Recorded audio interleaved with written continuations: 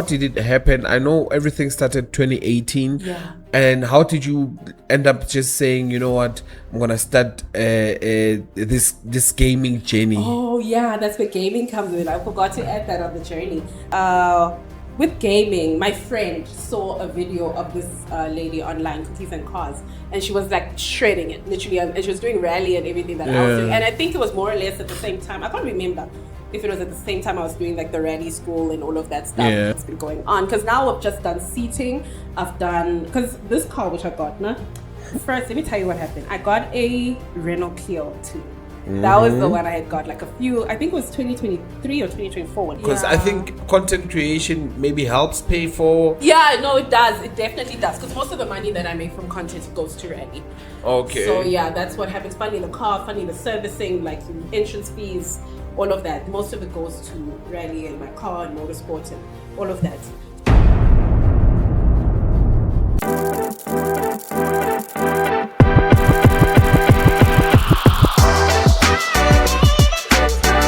Ladies and gentlemen, boys and girls, welcome to another episode of Podgaming with Biggie. Today I am with a very special guest. It's not your first time coming, by the way. It's not your first time coming. Second time, yeah. And we never actually got to release that episode that we did, and I don't know what happened there. And maybe you'll tell people I don't know what happened there. And I'm so sorry about that. Okay. Please close the door, them Ganom. Anyways, guys, we have Girlie Lana. Girlie, welcome to the show. Thank you, Biggie. I'm so happy to be here once again. Oh my word, I'm so excited. I am also excited. Like you know, this is not like an interview. We're gonna chill. We're gonna like have a conversation. Just try to know you, and you know, people just want to know who Girlie is. I think that's where we're gonna start. But first, what happened? Why didn't we release the first? Oh my gosh, Biggie, I wish I could tell you. And the thing is, so much time passed after filming, and even now we're just like, okay, you know what, so much has happened, so much has gone on. There's no point now in posting that one. But I can't tell you with the first one why we didn't even get around to posting it. But all I know is that I was like, you know what, I have to come back. If we didn't release that one, we have to do this again. I have to come back. I had so much fun the first time. You had so much fun. It was fun. I really did enjoy, and I got to know you more. And one thing I like is that I feel like I'm now more prepared in terms of how to approach, because at first I was just mumbling everywhere and just being everywhere, but now at least we can have a decent conversation and get to understand. But for those, like, there are a lot of people who don't know you out there, right? I think context is important, and I always tell people, and let's start with who Girlie is.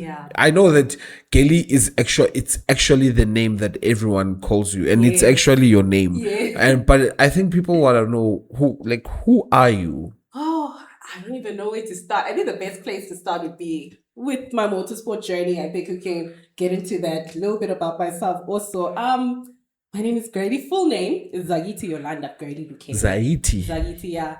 It's a Xhosa name. It's the one that's given to it's usually given to the last born girl of a family, and it just means ours. Really? Your name is... I didn't know your name is Zahiti. I thought your name was Girlie Vele. It's Girlie. Everyone calls me Girlie. My grandmother, my parents, my entire family. It's always been Girlie. But full name, it's Zagiti Yolanda Girlie Lukhele. Oh, that is so cool. Yeah. Mic here. Yeah. Oh, over here. Yeah. Oh, sorry. We have it here. Okay. Yeah. Maybe next time we'll have some mic stands. I don't know. Yeah. We had the headphones last time. What happened to those? We grew out of them. Okay. We can hear each other well. Yeah. But the last time it was great because with the headset you could actually hear yourself. Yeah. That was cool. So Girlie is from Gupi. I'm originally from Swaziland. Originally from Eswatini. Yeah. Wait, so you're a Xhosa from Swaziland? Of course, I'm Swati. But you said your name is the name is Xhosa. It's Swati. It's Tagiti. And then in Xhosa, it's Zagiti. So Zagiti. So wait, were you born in? Yeah, and then 2008, I came to South Africa, And then I've been here ever since.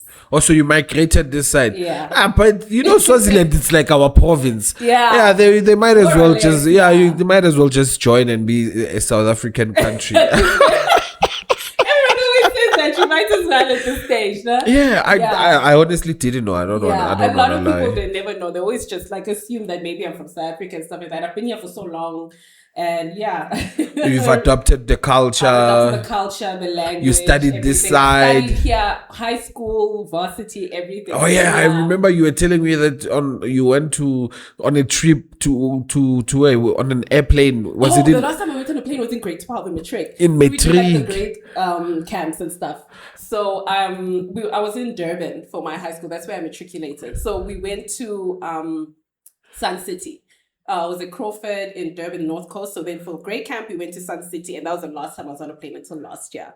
Last year, yeah. Oh, no, the year before when I went to Kenya. Oh, yes. Yeah. That was the last time. Are you for real? From 2020, I think it was 2023 when I went to Kenya.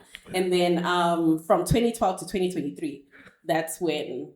How long it had been since I was on a plane. Yeah. Oh, that's great. You matriculated in 2012. Yeah. I mean 2011. 2011. Yeah, if I didn't fail, it was going to be 2010. Oh, really? 2010, I was in grade 10. 2010, I was supposed to be doing my matric, actually. Yeah. Oh, sorry about that. It's my deep work alarm. Yeah. 2010, I was supposed to be doing my matric, but then, life decided to say, nah, that's not gonna happen. We're gonna delay you. Okay. All right. And then a lot of people don't know this, at least I know it. And then after matric, you went directly to varsity. So I started 2008. I was in grade 8. I was in school in Nelspruit. From Nelspruit, I went to Uplands. From Uplands, I went to Mananga, which was a school in Swaziland. And then from there, I went to Durban, to North Coast. I changed high schools. I moved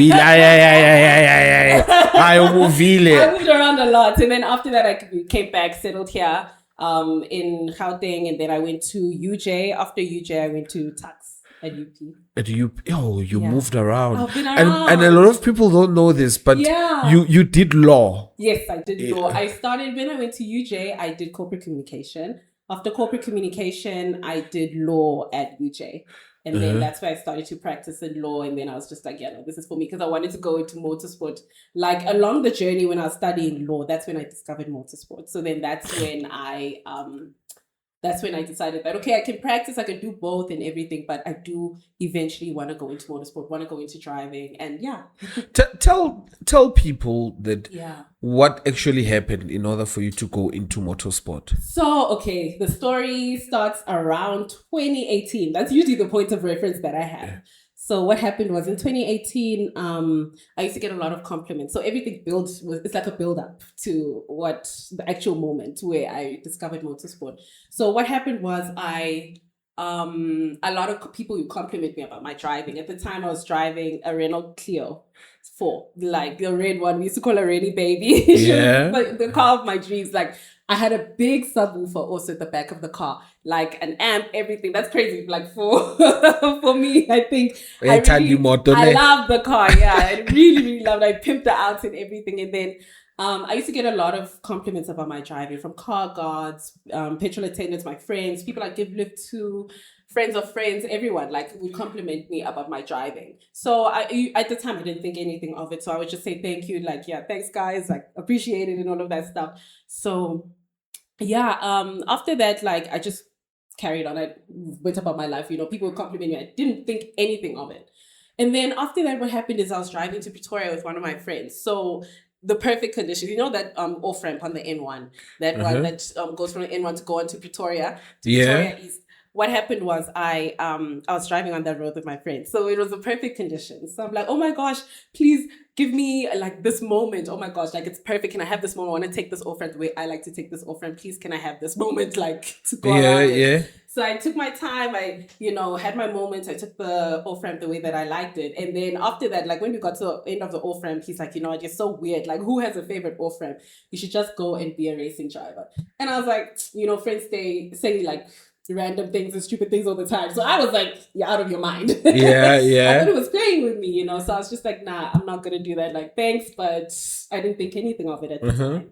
And then after that, what happened is my sister in Nelspruit, we planned a trip to Swaziland, to Eswatini. So then what happened is I had given my niece a pink laptop. So this all was building up to this moment in a way, to the pink laptop. So I had given my niece a pink laptop for me to, because it was crashing. Now I gave it away. I gave it to her a long time ago. So now it was crashing. So I asked her, please, can you come with it when we go for the trip so that I can, what do you call this? So I can take the data off of the laptop. Yeah. So I went, I took all the data off the laptop. And as I'm taking all the data off the laptop when we were there, I stumbled across a folder called Ken Block. Yeah. So now I'm like, oh my word, like what's Ken Block? You know, I didn't know who he was at the time. So what happened was I opened the laptop. I opened one of the videos. One of the videos started playing. It was Gymkhana 3. So he was in the track in France and he does like the donuts and everything. He burns out the tires at the end and all of that. So while I was watching it, I was just blown away. Like I had this moment and like it was like an awakening and realization that this is exactly what I wanted to do and this is exactly what I wanted to go into. So that's when I decided to, you know, pursue motorsport. And I knew there and then, because it was like an epiphany, I knew while I was watching it, this is what I wanted to do. So after that, what happened was I started looking into motorsports online. So I told my friend about like the epiphany, and I think, you know, the compliments, what my friend had said, all of that had built up to the moment when I saw the video of Ken Block. So after that, what happened was I also was talking to my friend. He told me, okay, just go research, check out like all the different kinds of motorsports, like go onto the Motorsport South Africa page, like if there's any regulatory bodies and stuff like that in SA that you can look at. So then I started looking at everything online, and there was a page there. There was a section called Getting Started. I'm not too sure if it's still there. I think it is though. There was a section called Getting Started. So where on which page? On the Motorsport South Africa page. Okay. So there's so many different types of motorsport there. There's like oval, there's like rally, there was karting, and at the time I'm new to this, so I didn't know anything. And this was still in 2018. Yeah, this was 2018. So I went looking on everything and I just didn't know, you know, what to do. So I'm like, hey, I'm going to revisit this. Like I'm going to put it to the side, but I'm going to come back to this. And then what happened was on the way back, when I was driving back to Pretoria from Swaziland, I was driving on that road and I was having an amazing time. You know, like I didn't realize, I think also watching Ken Block's video and seeing what he was doing and then now going back and driving on the road from Swaziland here, I was like, oh my gosh, I'm having a great time. I was having an amazing experience. I think just knowing that this is what I wanted to do sort of opened my eyes up to a different experience when I'm driving now. So I started driving all of that stuff and I had an amazing time. And as I was driving, I was like, okay, so what is it exactly that can replicate this experience that I'm having now on this road coming back? So I didn't know it at the time. My friend was at the gym at Virgin Active and it was playing rallycross.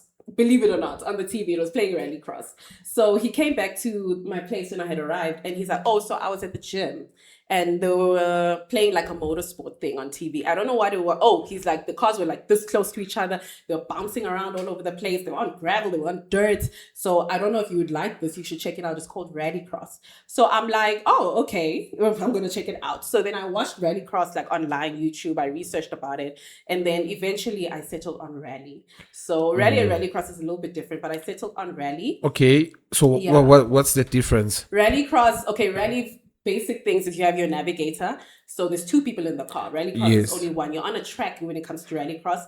Rally, you're on a stage. So you need your navigator on the stage because you don't know what to expect most of the time in the stage. And then when it comes to rallycross, you're on a track. There's lines, you know, all the track driving techniques and principles apply there. So yeah, track also can apply also in rally here and there. So yeah, that's mainly the difference. I think I'm still confused. Really? Yeah. So yeah. So in rallycross, you are on what? On a track. On a track, like a stratin. Yeah, like on the track, like let's say Kyalami. Okay. Yeah, that's what I mean. Yes. And then when it comes to rally, when it is in a stage, you're like out in the bush. In the bush, yes. That's what I know. Yeah, so that's rally. Oh, so rallycross. So which one did you settle on? Rally. Rally, yes. So then as I'm looking into rally, so I went back on the Motorsport South Africa page and I looked into rally. And when I was looking into rally, I saw that there was like a recommendation for a rally school. Yeah. So I went to, so I booked a course. on that rally school. And then I went, it was in Hammanskraal at the time, and I went all the way to Hammanskraal, and then I did the course with the instructor at the time, and he was like very impressed with my driving. He's like, no, we need to get you like sponsors and all of that. Like I was actually thinking of building a team called Rally Star Ladies. So then he like took me under his wing then, and then we started working on like Rally Star Ladies and all of that. So then we made some good strides. We really did, shame. But unfortunately, we weren't really that successful with Rally Star Ladies. And then after a few years, he passed away. Oh, that is so sad. Yeah, and now the whole rally school that he was at there has shut down. But he helped me a lot when it comes to pace notes. He gave me DVDs. He gave me pace notes also, which I still have today. So that's also something that I look back on now with rally, and I just appreciate the entire journey that I've been on. And it's been a crazy journey for you, and for someone from outside, like for example, myself, like when I look at you, at first I thought that Girlie just plays games. I was like, I know she just plays the rally game and she's just good at it, and that's pretty much, only to find out when we start talking that no, actually we are shy more. And a lot of people don't know that we are shy more. I remember smart Ashwa, you don't know Girlie, bro. We have been rolling together. So I remember him saying, and Usman does it like he's not a man of many words, right? But the way Begashonga corner, like you could tell, like he's very confident and like he knew. It's like, okay, you're shy more. Like we're shy more. I'm like, actually, you're shy. But then I started seeing videos because mostly we would see your sim racing videos, right? But I started seeing you started posting more videos of you actually driving and guma events, and I was like, oh, Suchi, shy in real life. It's not just games, man. It's her. Like she's the driver.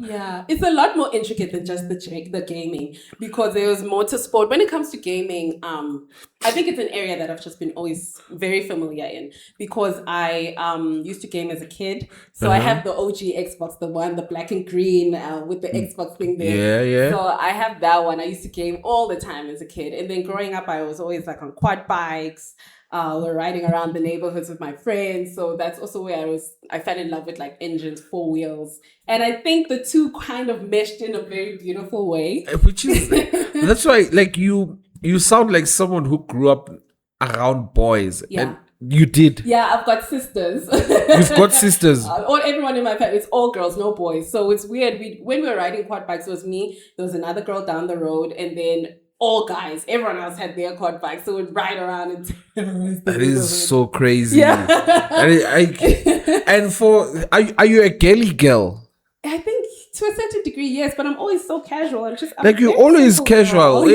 Disney, come on, simple. I'm very simple. To a certain extent, yes, I am a girly girl, but maybe. I saw when you went to, what was this? It was an event that you attended and you were wearing red. It's a suit. Oh, that was the F1 premiere. That was it was inspired by Lewis Hamilton when he had the red for Ferrari. Yes. I remember, and I said, I'm like, ooh, clock it. That was actually an amazing event with Heineken. I had a lot of fun at that event. So I am a girly girl to a certain extent, but I also think I'm very simple. Like I'm always dressed so casually. I don't really wear that much makeup because I sweat. I sweat a lot. So but I have my girly elements. I like the nails, I like to dress up every now and again. I like my heels. So I think it's just motorsport and no, the thing, and don't get me wrong. My line of thinking is because of you're in a field that is full of guys. Right? One way to think that maybe you're influenced by being around a lot of boys, or maybe you'll never, it's like seeing Ekasi having like kids who are girls that play soccer and stuff. Mostly it's because they spend more time with the guys. And then I'm like, maybe that's why, but I'm like, you don't even fit the criteria. Yeah. How did all of this thing How did it happen? happen? You know, Yeah. and I'm just, that's why I'm asking, like, are you like a girly girl? Yeah. Or People are always just like, are you sure? Like, you motorsport? I think it's just my interest. I love to game. I love driving. It's a lot of fun also. And then people look at you and they're just like, okay, are you really sure this is your thing? Because it doesn't like sort of fit.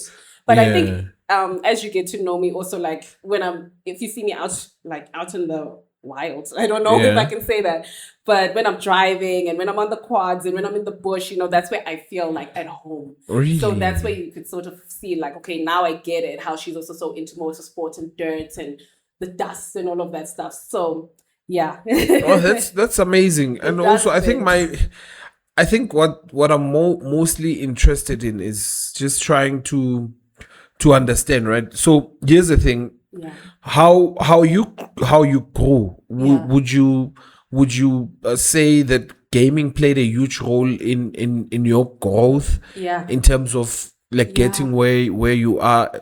Yeah, right. Absolutely. And also, when people see you, do they identify you as a gamer or as a motorsport driver? It's both. It's both. Sometimes. Okay. Yeah, sometimes it's the gamer side, sometimes it's the motorsport side, because I'll be at events, I'll be driving, and then I'm also gaming at the same time. Yeah. So it kind of just fits very well. Like it fits, I think it fits very beautifully because I have that gaming history. So growing up, I was always playing like on my Xbox after school, like come back, play the Xbox. Oh, I had a friend, I remember we used to play Sims. We used to play Sims You're an OG gamer for real. If you playing Sims. Like the OG Sims. Yeah. So we used to play that also. And then we were also riding bikes. It just depended on the day, really. We'd ride bikes, and then maybe we'd be on the sim. Not playing Sims, not on the sim. Yeah. I didn't have the sim at the time. So, yeah. So, let's get into the gaming side of things, right? Yeah. I just want to understand how, like, you say you got your first Xbox. Yeah. Who got you the Xbox? My dad. My dad got it for me. Like, even when I got it, I'm like, oh, what's this? An Xbox. I'm like, I didn't know what it was. It was the first Xbox. So I was just like, oh, okay, this is going to be fun. So when he came with it, was it for you or? Yeah, it was for me. My dad is very big on like tech and gadgets and stuff. So I think he saw that and he thought, oh, maybe she'd really like this. So when he came back with the Xbox, then and then you started. I'm like, yeah, I love it, and I'm gonna play here and then I'm gonna play there. Yeah. And then how, like, I think what I want is the background of how did it happen? I know everything started 2018. Yeah. And how did you end up just saying, you know what, I'm gonna start this gaming journey? Oh yeah, that's where gaming comes in. I forgot to add that on the journey. So what happened was, with gaming, my friend saw a video of this lady online, Cookies and Cars, and she was like shredding it, literally, and she was doing rally and everything that I was doing. And I think it was more or less at the same time. I can't remember if it was at the same time I was doing like the rally school and all of that stuff. Yeah. So maybe I just put it to the side. Wait, let me get, so what started first wasn't the games. It was actually the rally school. Yes, it was actually the rally school. And I didn't know this. Yeah. So I would also attend rallies and stuff in between rally school and stuff. And then that's where I met Shield. That's where I met George and the whole Shield racing team. And then they also took me under their wing after everything like ended with my original rally journey that I was on there with the rally school. So then that's when they took me under their wing. And yeah, I've been part of them ever since. I didn't know. That is so interesting. Yeah. Now it makes so much sense. Yeah. Like I can, wow. Yeah, it started with the motorsport. It started with the motorsport, and then from there on, you saw the Cookies and Cars. Yeah. My friend saw her online on YouTube, and she's like, yo, and like, no, it was the same friend who was on from the gym. The road to Pretoria, who's like, you should be a racing driver. Because he knew about everything that I was doing, like the rally school. Like, I didn't tell anyone. Like, for a very long time, I kept it under wraps. Like, I didn't tell a lot of people. So he was one of the people who knew that I was getting into motorsport, getting into rally.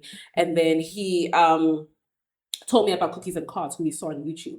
And then that's when he's like, oh, it would be so cool if you were to get like a sim and then just start posting your videos online. I'm like, oh, okay. You know, I'm very chill. I'll go with anything. Yeah. I'm very chill. So I'm like, okay, that sounds fun. Like, I was just like, okay. So that's when I bought the Logitech. I bought the Logitech, the G920, and buy the shifter. So it sat there for a very long time. I also played with him, and then I played the rallies games. I was starting on WRC 10.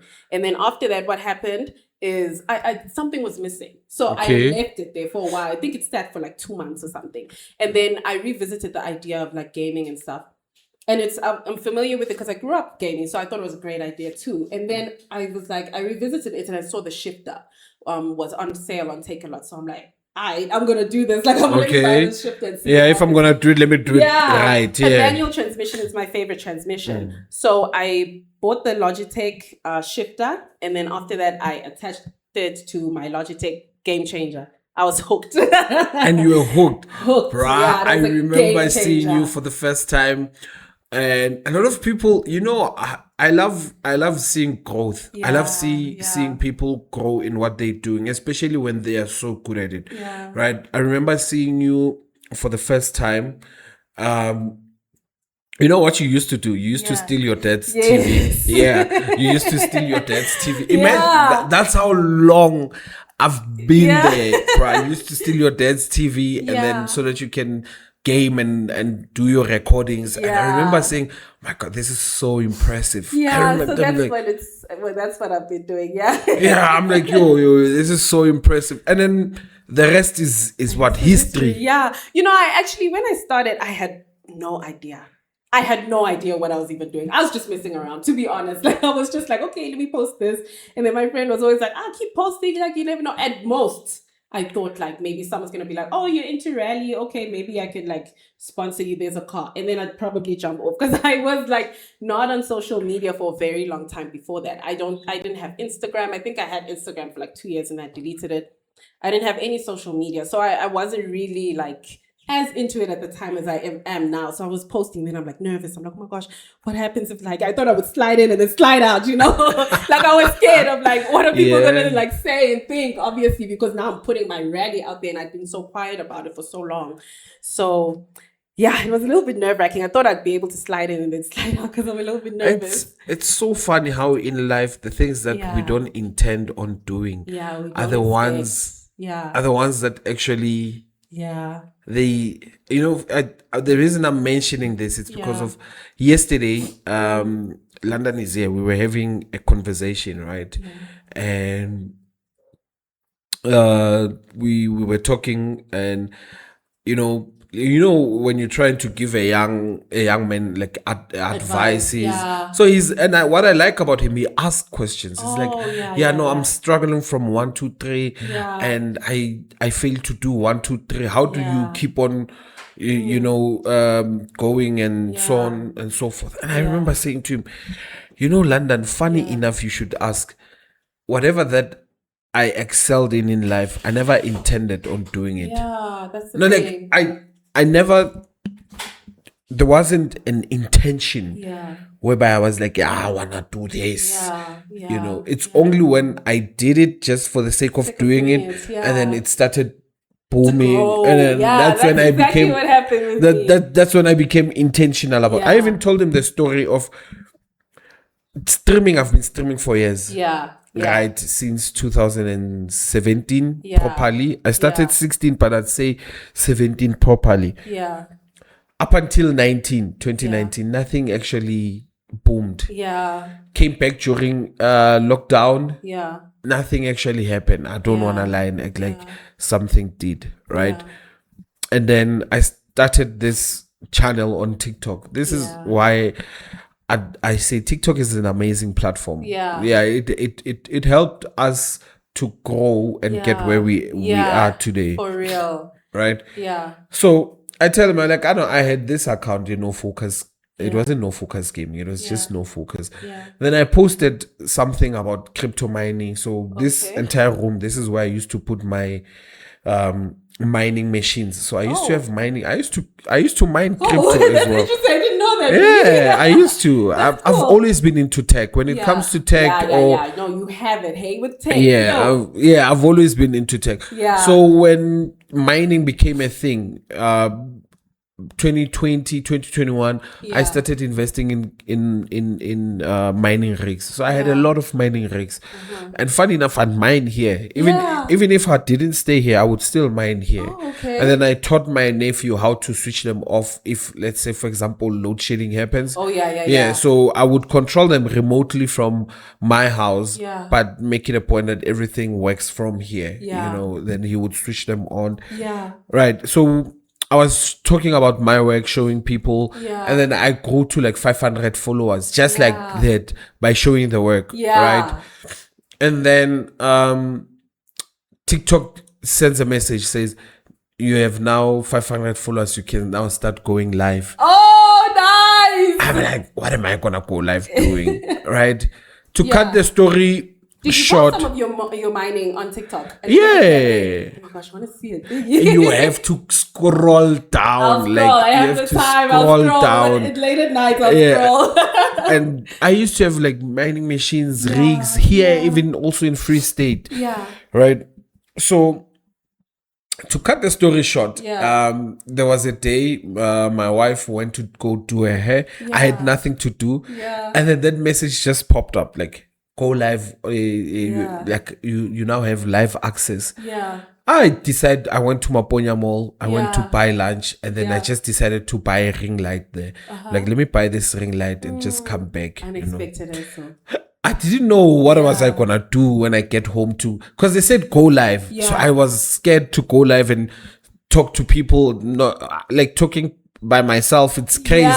But when I got back, after doing everything, decided, you know what, I'm gonna put a phone. I put a phone, and then I was playing music in the background, and then I just showed my gameplay. That's the breadth of it all. Are you serious? I'm telling you, I just showed my gameplay. And then started playing FIFA and just talking, and people were enjoying it. And then it all builds and grew from there. It all built and grew from there. And then all of a sudden, I'm at 1,000 followers. And our 1,000 followers, TikTok says you've been invited to TikTok Live Studios. I'm like, what is this TikTok Live Studios? I start going there and I research. Oh, now I can use it. I have a PC. I have this. And then you can do that. I started going live more. It was like, now it had more quality. My streams had more quality. I didn't have a webcam. I was using my phone. You check. I know. I was also using. I've been using my phone for the longest time. I only got a camera like so much later in my journey. You see, you use what you have. You use what you have. I'm interested, Biggie. When it comes to the mining, did you stop mining when you started gaming?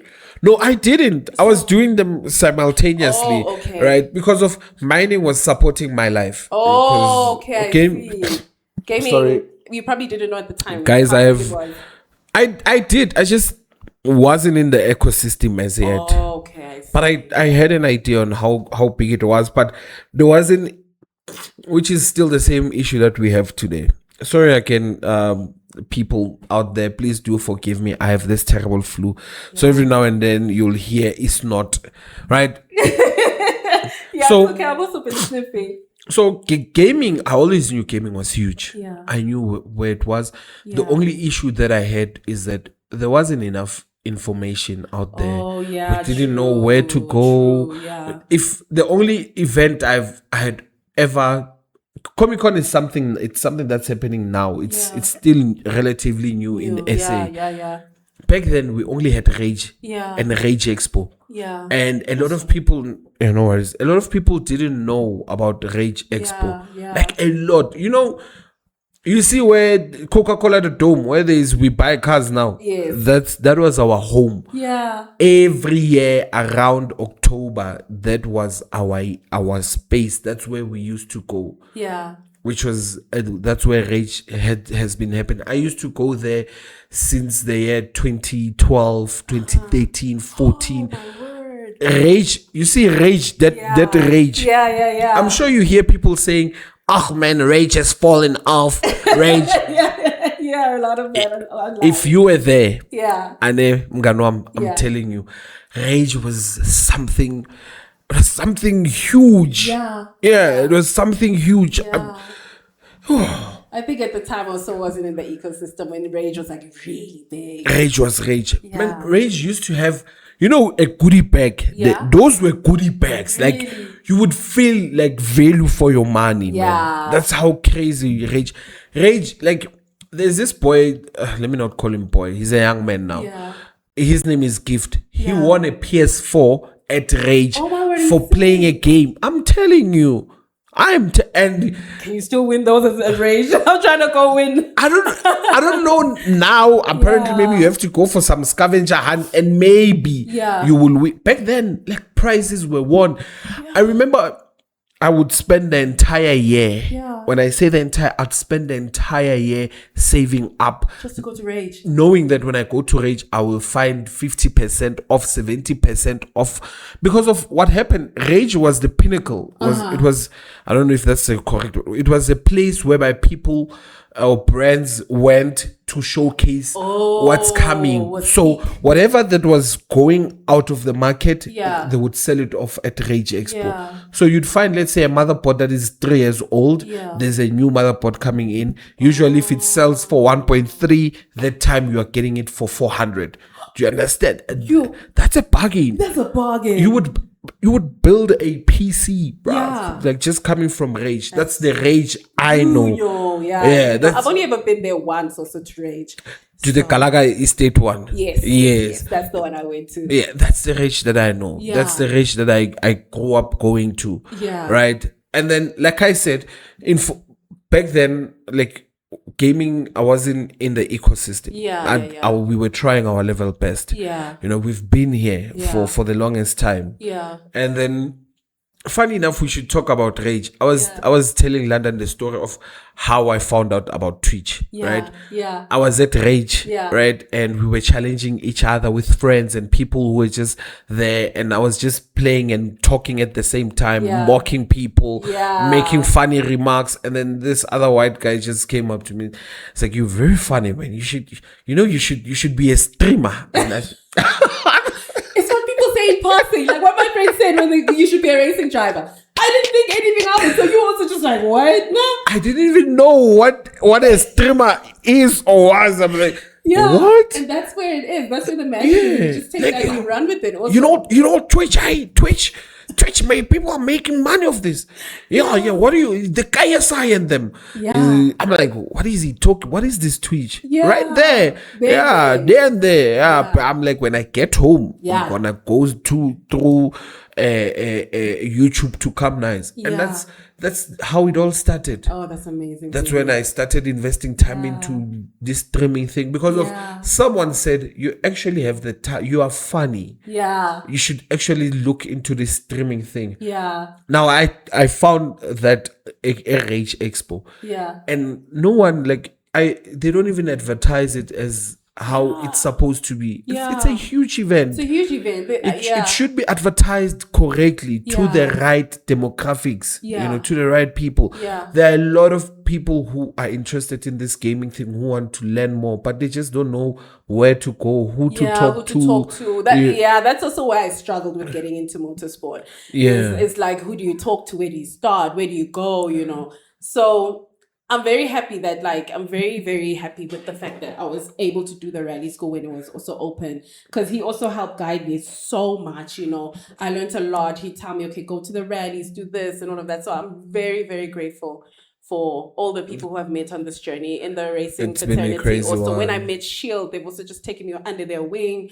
I'm just so grateful that I've had all these people, huge, amazing people who are so knowledgeable also in their field, who could just take me in and help me when it comes to that. Because I know it's very difficult. It's not easy going into motorsport. A lot of people always ask me, how do you get into this? And it's not easy. It really isn't. Yeah. And also, let's talk the price. I'm pretty sure it's costly. Are you ready? I'm ready. I'm ready. Okay, so I do have a rally coming up now. The car, I'll break it down. The car is 100K. That was the car. Wait, okay, you now have a car. Yes, that was the car, 100K. Okay, a rally car. Yes, a running car.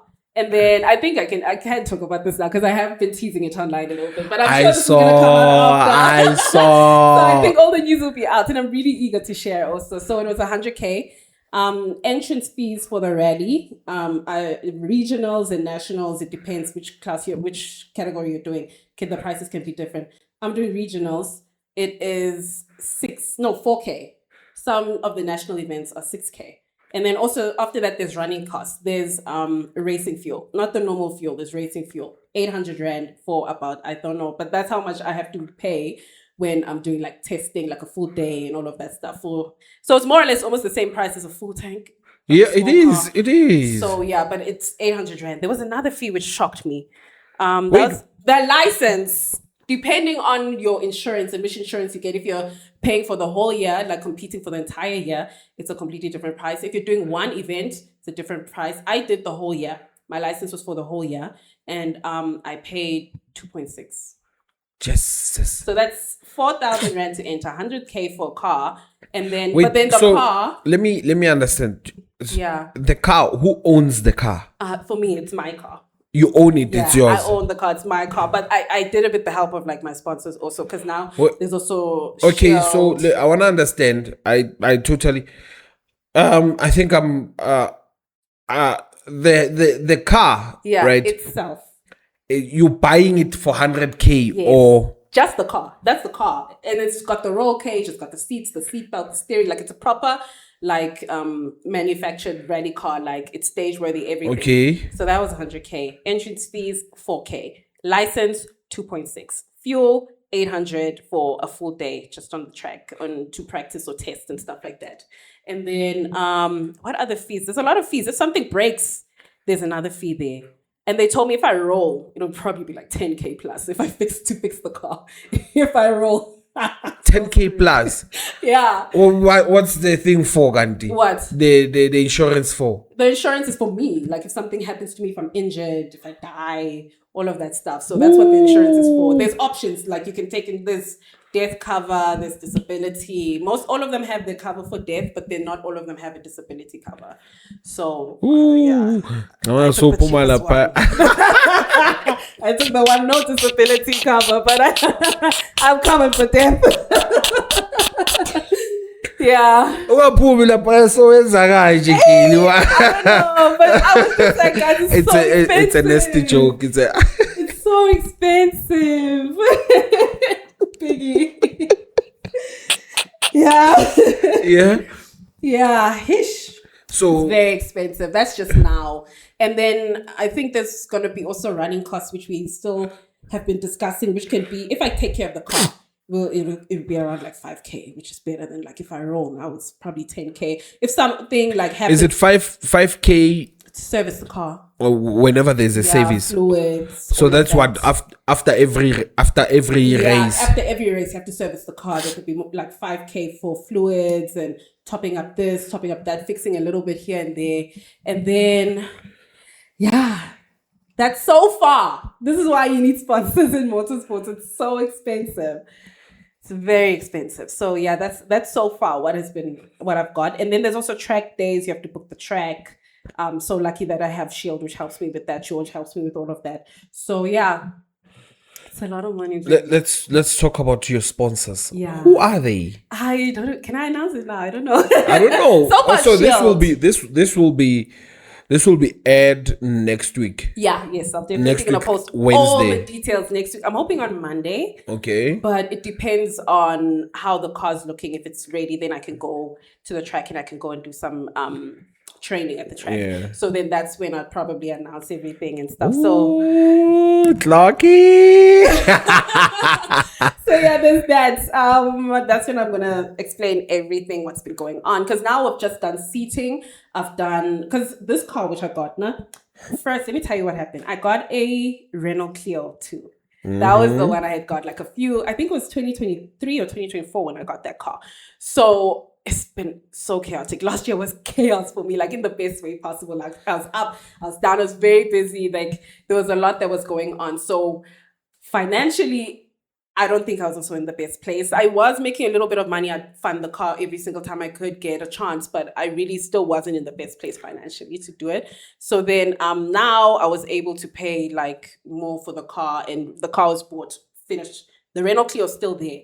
But then what happened is the Renault Clio, it's not ready. for the first race now. So we had to, luckily, no, we didn't even have to do anything. This just came to us.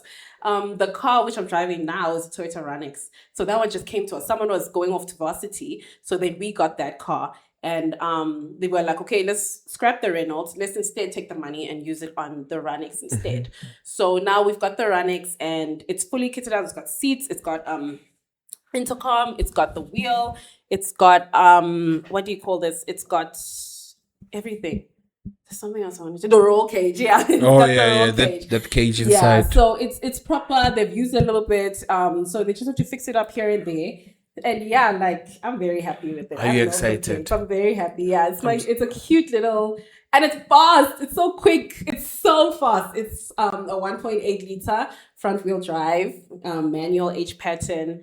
Yeah. Well, I don't know what those things are. I know what a 1.8 is. Yeah. Front. What pattern that you just said? Like a manual transmission. Okay. Yeah. So there's that. I'm really, really looking forward to it. I'm very excited. It's a cute little thing. Like it's so cute. She's so a cute little baby. when you compete, do you compete with men or women? Men. There's and no women. Is there a women league this side? No. There's not a women league. The motorsport, everyone competes together. Oh, there's men, women. Yeah, we're all just in it together. It's a skill thing. If you are skilled, you are skilled. Yes, it is. And then what happens is with the women in rally, I know there's a lot of women navigators. Yeah. I'm not too sure. I do remember that there was a lady who was driving once. I'm not too sure if she's still driving. I'd love to see her driving this year. It would be so cool to have two women on the track. That would be so cool. Can I get an invite to one of the events? Oh, the first one is right here at Girtech, the training facilities. Where in Pretoria. Oh, when you say right here, I'm thinking, bruh, Pretoria is far. Hey, Biggie, you live far, man. Pretoria is far. You live so far. Yeah, so that's where it's going to be, the first one. And it's an all-star rally. And it's, I've been getting a lot of we've had a lot of serious conversations about it because it's so dangerous. So it just had to be my first rally, had to be so dangerous. Like the hills and the mountains. When is it? It's next week, Saturday. Next week, Saturday? Yeah. My God, what's happening next week, Saturday? What's the date of next week, Saturday? Next week, Saturday. On it's the 21st. 21st? Yeah. It's next How much is the ticket? I think I want to come. It's free. Rallies are free. You just go there and you watch. You don't have to pay for anything. But there are packages now because it's also going to be at Zwartkops on the track. So that's... It's going to be what? On Zwartkops. What is that? There's a racing track like Kyalami. Oh. But then it's in Pretoria. That one is called Zwartkops. Okay. So then there's also going to be on the track and it's also going to be at Girtech. I saw there's like packages which have come out I can't remember how much they were. But there's like packages where you get meals and like seating and all of that stuff, because this rally is a little bit different because it's not necessarily in the farms outside on the stage. Yeah. So yeah, it's a little bit different. Yeah, that sounds fine. It's gonna be free. I want to come. Just let me know how much it will be first. Your fuel. That's all it is. It's just fuel. Then I must wear just anything because it's tar, so there's no dust. You'll be fine. Oh, yeah. Also, you'll be on Stratin. Yes. Tar is Strat. Yes. Oh, now I'm learning Pela now, Mila. I don't know anything about rally and racing. This is so interesting. But my next question becomes: how does one make money out of this?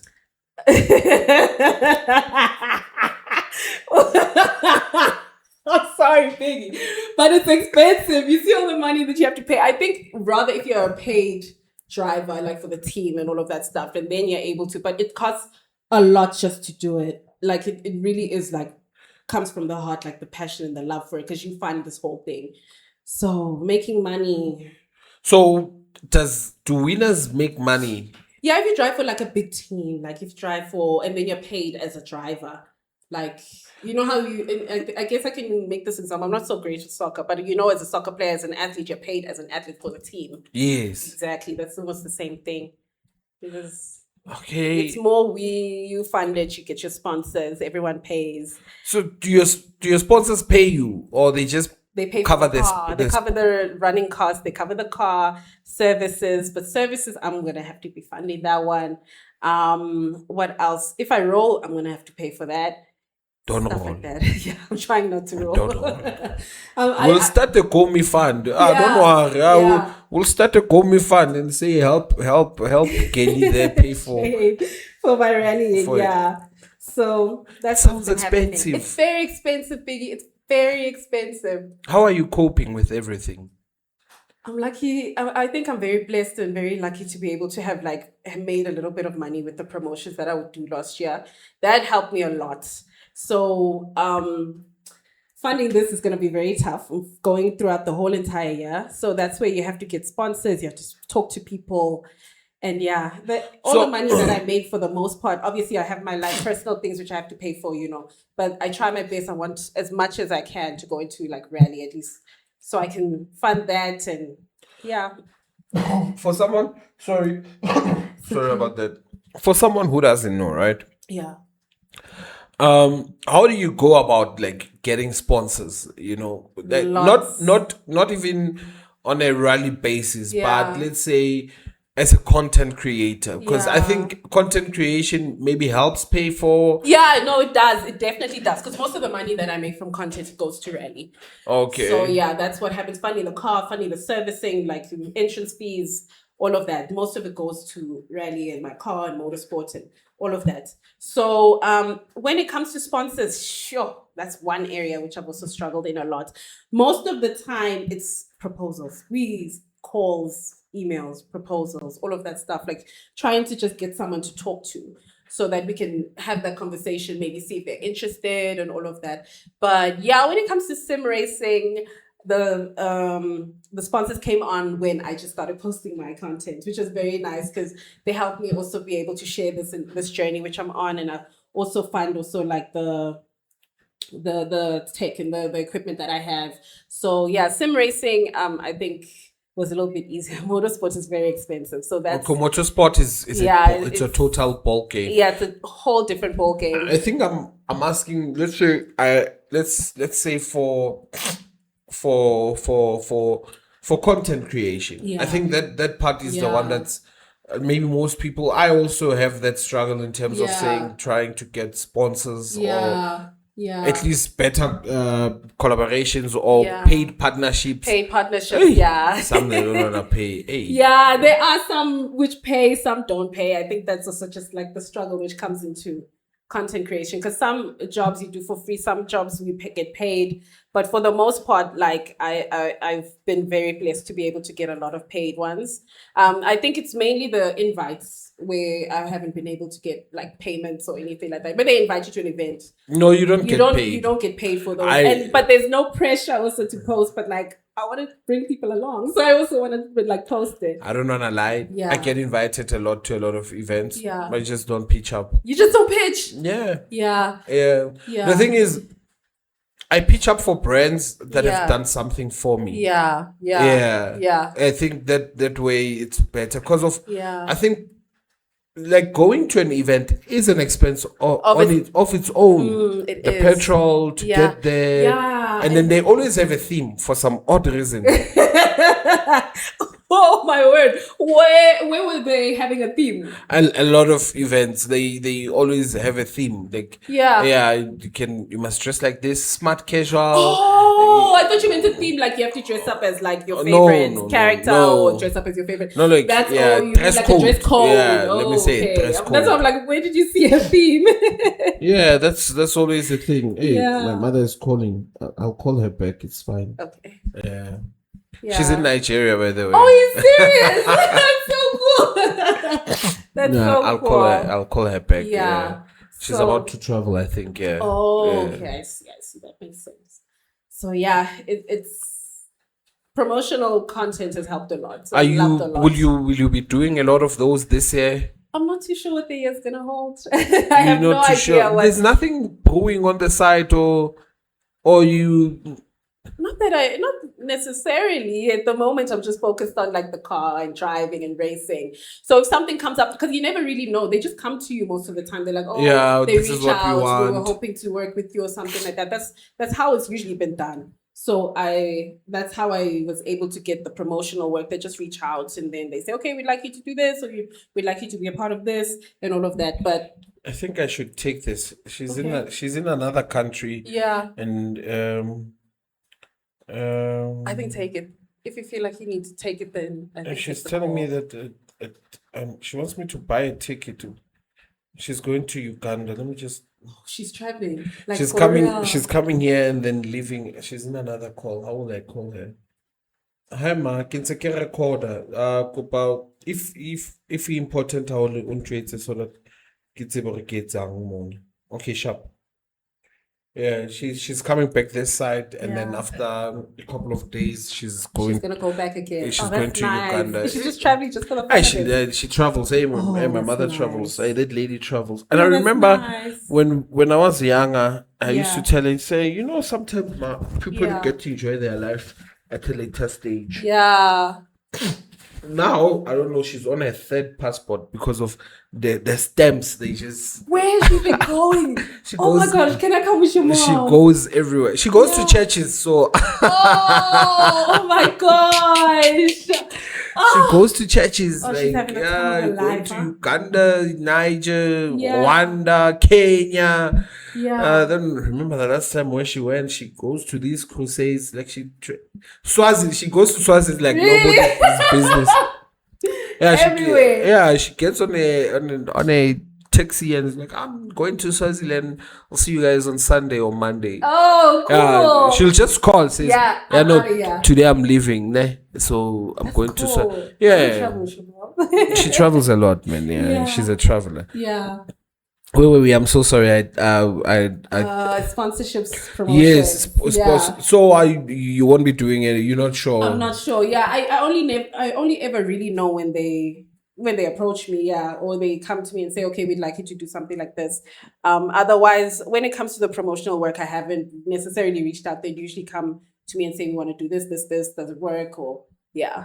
Yeah, but honestly, Shem, I'm very happy for you, especially with the thank car you. thing. I saw pictures, I saw your posting. I'm like, this is a teaser. I'm gonna Yeah, it's a ask, teaser. but I don't know whether I should ask. Yeah, But- you can. It's okay because I also think like it'll be when this comes out, everything will be out. Because I'm so eager also to just finally be able to talk about it. So yeah, it's been stressing me out though. It's been You did say very, very, very stressful. because we were supposed to do this a few weeks ago, Yeah. and then you were like, "Hey, Biggie, I don't There's think a lot going on. I don't think I can make it, Yeah. bruh. There's a lot that's going on." Yeah. And I'm like, it's okay.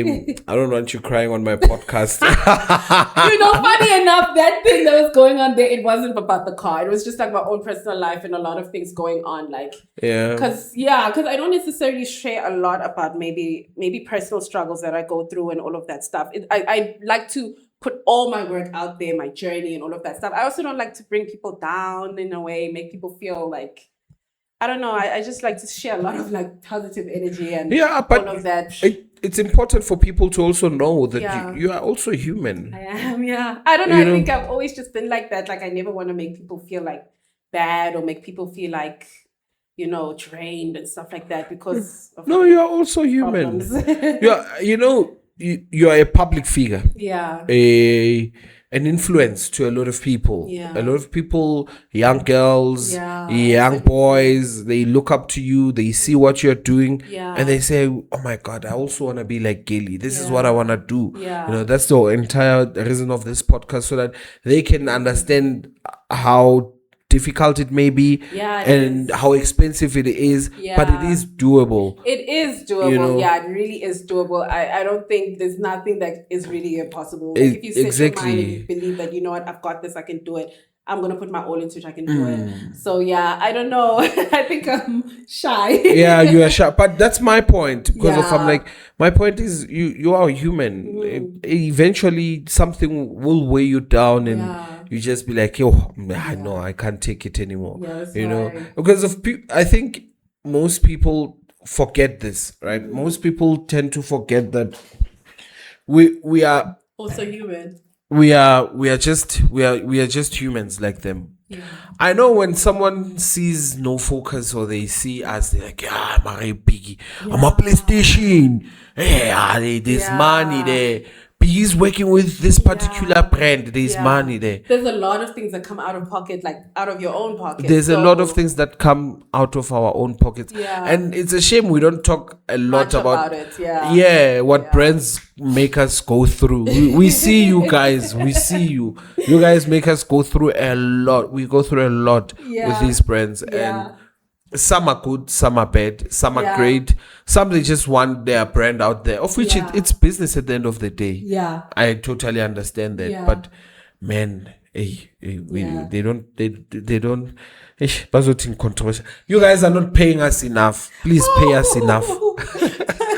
Shame. I don't know. For me, like when it comes to the brands, most of them, like I've had an amazing experience. I've been so blessed.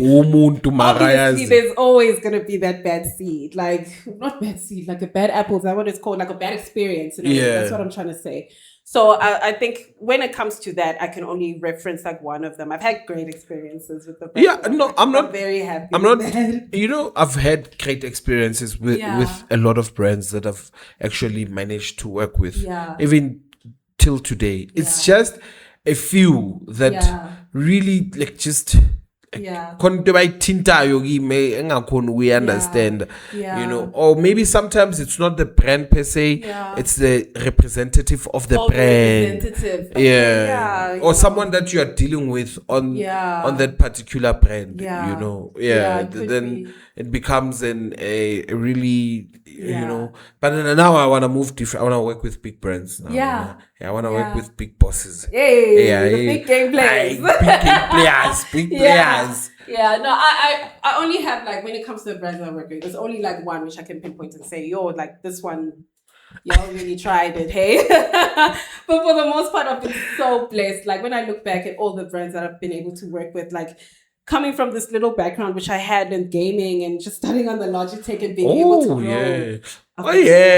You also worked with Logitech, ne? No, I didn't work with. Oh no, I did. You did. How can you forget? You didn't rage. I forgot. I had the Logitech. I forgot that I worked with them at Rage. You worked with Logitech at Rage. That was really nice. Oh, I remember that one. That was good. It was fun, it's always nice to work with a brand like that is fun. I also did enjoy collaborating with Logitech there and there. Yeah. And hopefully for the future we are gonna do so much more because of they have bigger plans that they really want to do. I've seen them releasing a lot of different what do you call this, sim racing equipment. They have a lot of plans because we did get on, we had a conversation. I'm not gonna say anything that's confidential just so that I can be on the safe side, but it looks, let's say the future of sim racing in South Africa looks very bright. They love that. Like from how they were planning to execute things and do things, it looks really good. It looks really good because of when you look at sim racing is expensive. It is. It really is. It's expensive, and it's an expensive hobby. And how Logitech is actually trying to tackle this in the SA economy, it's actually quite smart. And I also liked that they trying to involve us as much as they can. When I say us, I'm talking about us, me. I'm talking about me. And they're trying to involve us in all those things, you know. So maybe in the next couple of months towards the year, probably then the things will start rolling. Pick up, Ooh, I'm excited to see that thing. Obviously, I feel like you, when the time comes, you'll be the first person to know. They'll be like, Girlie, you remember that time? I can't wait. We miss you. Oh, so like. That's the thing. We were talking about what, Gonje? Before we jumped into, you see, gossipy dinner my figure line. You even forget the topic because we were talking about what do you call this? Sim racing. No. No, we were talking about brands. No, before brand.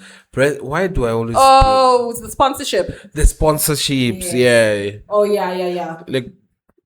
How you were explaining how hard it is to. No, it's very hard. It's very hard. Like I've really struggled when it comes to motorsport. When it comes to motorsport. That's why a lot of it is also out of pocket for me because I've really struggled when it comes to sponsorships. Like I don't know. Like I've been working with the team and everything, and we've been trying to get like anyone on board who would also be willing to be part of like my journey and helping me get into like motorsports and all of that stuff. But it's not easy because like sometimes even just getting like a meeting, like being able to talk to people, who do you speak to, where do you go, who do you call, you know, it's been quite tough. I won't lie. It's been very, very, very hard for me when it comes to motorsport sponsoring. And also, I don't blame people because I'm also like a rookie driver in a way. So it's my first event. I'm not too sure people are very comfortable with the idea. They don't know what's going to happen and stuff like that. So I'm a first-time driver. I'm a new driver.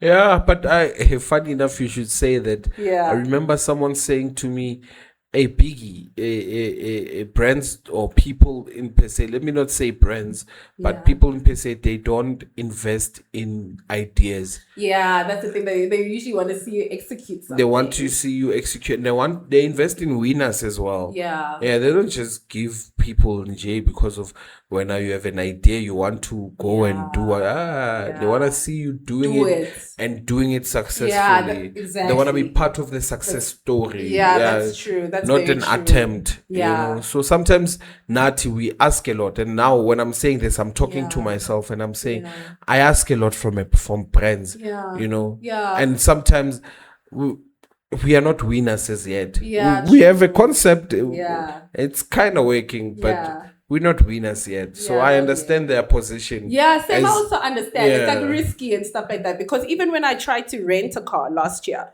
to do one of the rallies, I wanted to do Dalstra, which is like the most grueling one out of all of it. Because if it rains, the mud is thick. So it's a hectic rally also at Dalstra. And that's the one I wanted to do. So we were looking to rent a car for me. But like everyone was like, "You're a rookie, like it's high risk." Dalstrom also, like, it's just like, I get it, because it's, if I'm renting their car, something happens if I roll, and then what then, you know, and I mess up their car. So it's very high risk. I get it. I get it. Yeah. So, but hopefully you'll get like a big bucks guy just coming in. Hopefully they will come in. Toyota,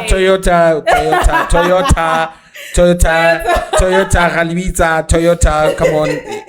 Yeah, hear us out. Nasislung. Hear us out. Hear us. Rootling. Toyota, come in. Yeah, so I get it. It's very risky for some of the brands to come on board also when I'm just like a rookie driver. But I also wanted to just be able to show what I can do. And also, this is something that I really love to do. So putting in all the money and all of this backing, which I've put in now, it's working a little bit. So now it's time for the questions.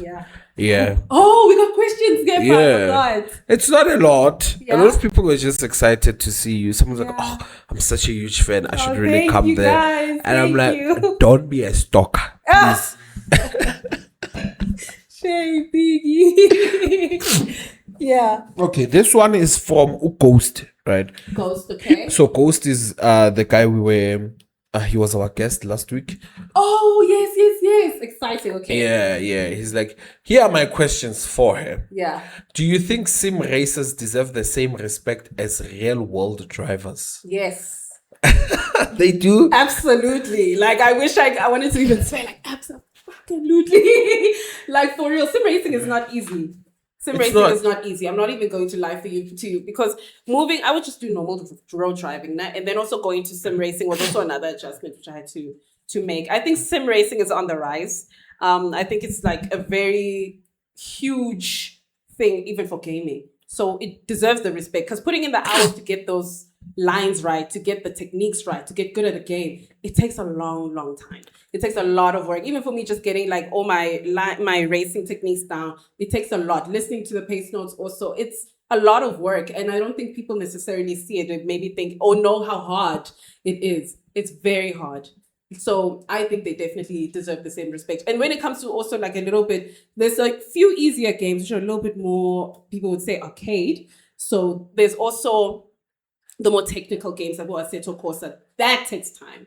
So regardless if it's an arcade game or it's a technical game like Assetto, I think everyone deserves the same respect, because keeping that car on the road is not easy. It is not easy. I'm not even going to lie. I struggled also at the beginning. So it takes a long time. Like, getting good at it deserves the same respect as actual racing drivers. Wow, you had it, Ghost. You had it, Ghost. It's deserve.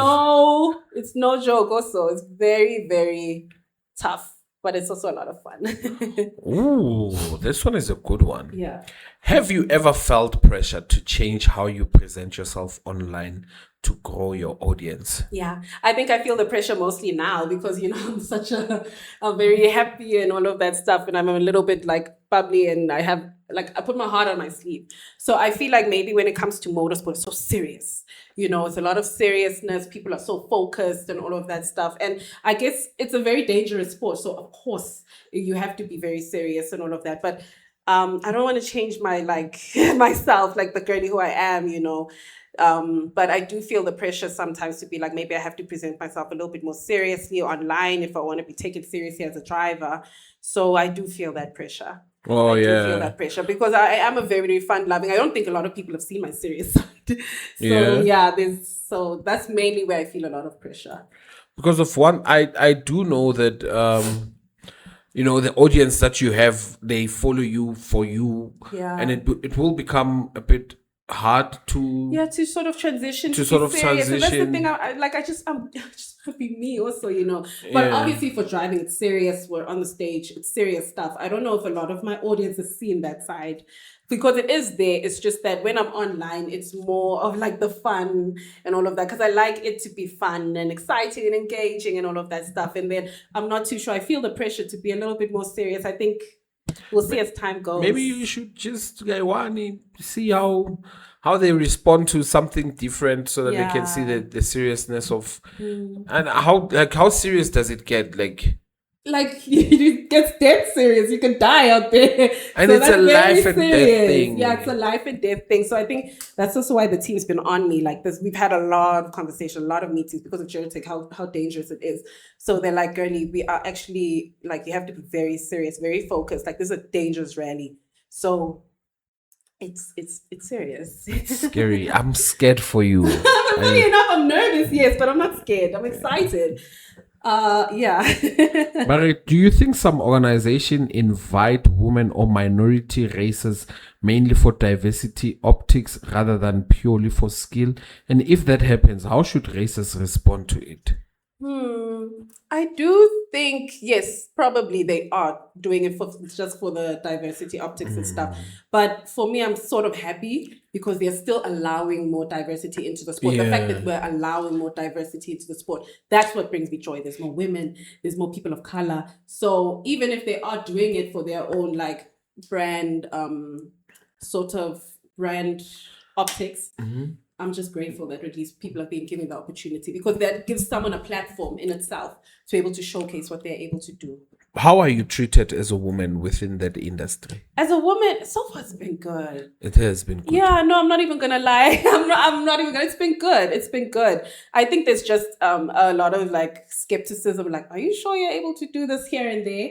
But for the most part, it's been very good. I can only imagine like.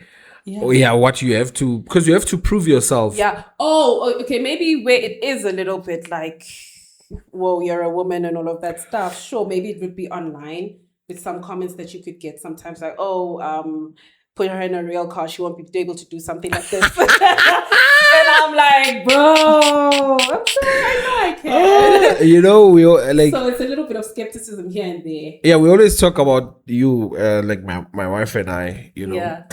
Because we have these discussions where we are talking, and I remember asking her a question. I said, do you think if Girlie was a guy and she worked as hard as she's working now, would she be far in terms of how like the content that you're doing and everything, And then she looked at me and she's like, yeah, I think so. I think so.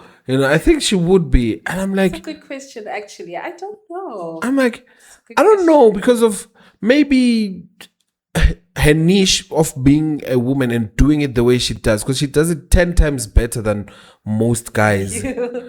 And I'm being serious. This is not me kissing ass, right? Just so you guys know, I'm not. But it's me giving like that. Because remember when I first saw you, I didn't know Girlie. I didn't know the the sim The motorsport the side, motorsport 'cause- side. I didn't know anything. Yeah. All I knew was there's this girl who's very, very talented, Yeah. and she does it. And I understood how difficult it is because of I myself am a gamer. Yeah. So I know this thing it's hard. And seeing it like you did it so seamlessly and effortlessly, and I'm like, it took a lot of hard work to make it look so effortless. yeah, well, and I'm It's a lot of hard work. it's that's what I'm saying. It's a lot of hard work for you to change Alapaya, listen at the same time. Is saying, gee, I'm like, this is impressive. Like, it's super impressive, you know. Thank you. I do find a lot of comfort being behind the wheel. Like, that's really my safe space. I love being able to drive, any sort of driving. So that's also why I don't think maybe people know like how comfortable I am behind the wheel. They only see me in the sim racing side of things. So for me, when people are like, "Oh, put it behind if you put it in a real car, you won't be able to," I'm just like, I can. I know myself. They don't know you. Yeah, they don't know me behind the wheel and stuff like that. And maybe they may not understand the transition between sim racing and also motorsport and actual driving, because it really does help. You see that left foot braking that I learned on the sim? I'm so grateful. I'm so glad I learned it there, because now when I was testing the other day, like, and I'm feeling out how the left foot braking is actually feeling in the real car, like with all the forces and everything, I'm like, yo, if I didn't learn this on a sim, like I wouldn't understand the concept of left foot braking, what it's for, how it's used, and how much pressure. Maybe the pressure, yes, it varies because the brake is very different in my sim and also in the car. But just understanding the concept of left foot braking has helped me a lot when it comes to like in the actual car, just from the testing that I've done. Ever since you taught me that time, I even now know that. Really? Yeah. Oh, that's great. Yeah. And I think sometime last year I did a what do you call this when you launch your car? Oh, yeah. Yeah. What are you doing launching your car? Where were you launching it? Yeah, there's this, I don't know if you know, there's a street right here in my neighborhood. So it's long, it goes there, but I didn't want to launch it I just wanted to feel it, so I did the traction thing. I remember everything that you taught me. And, and when it went like gone.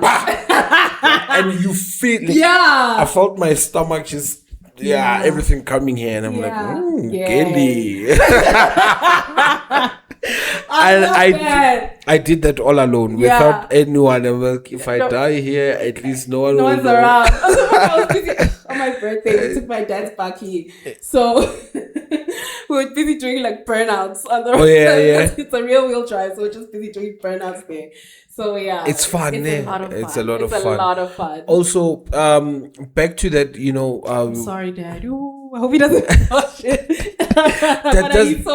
Does he watch everything that you do? Yeah, he does. My parents are so supportive. Like half of what I've been able to do, I wouldn't have been able to do without the support of my family. Like for real. Yo, my parents really hold it down for me a lot. Oh yeah. I think I saw someone knocking there. I just check. It's okay. It's a podcast. They'll understand it. Yeah. Hey, some people knock. Some people do things.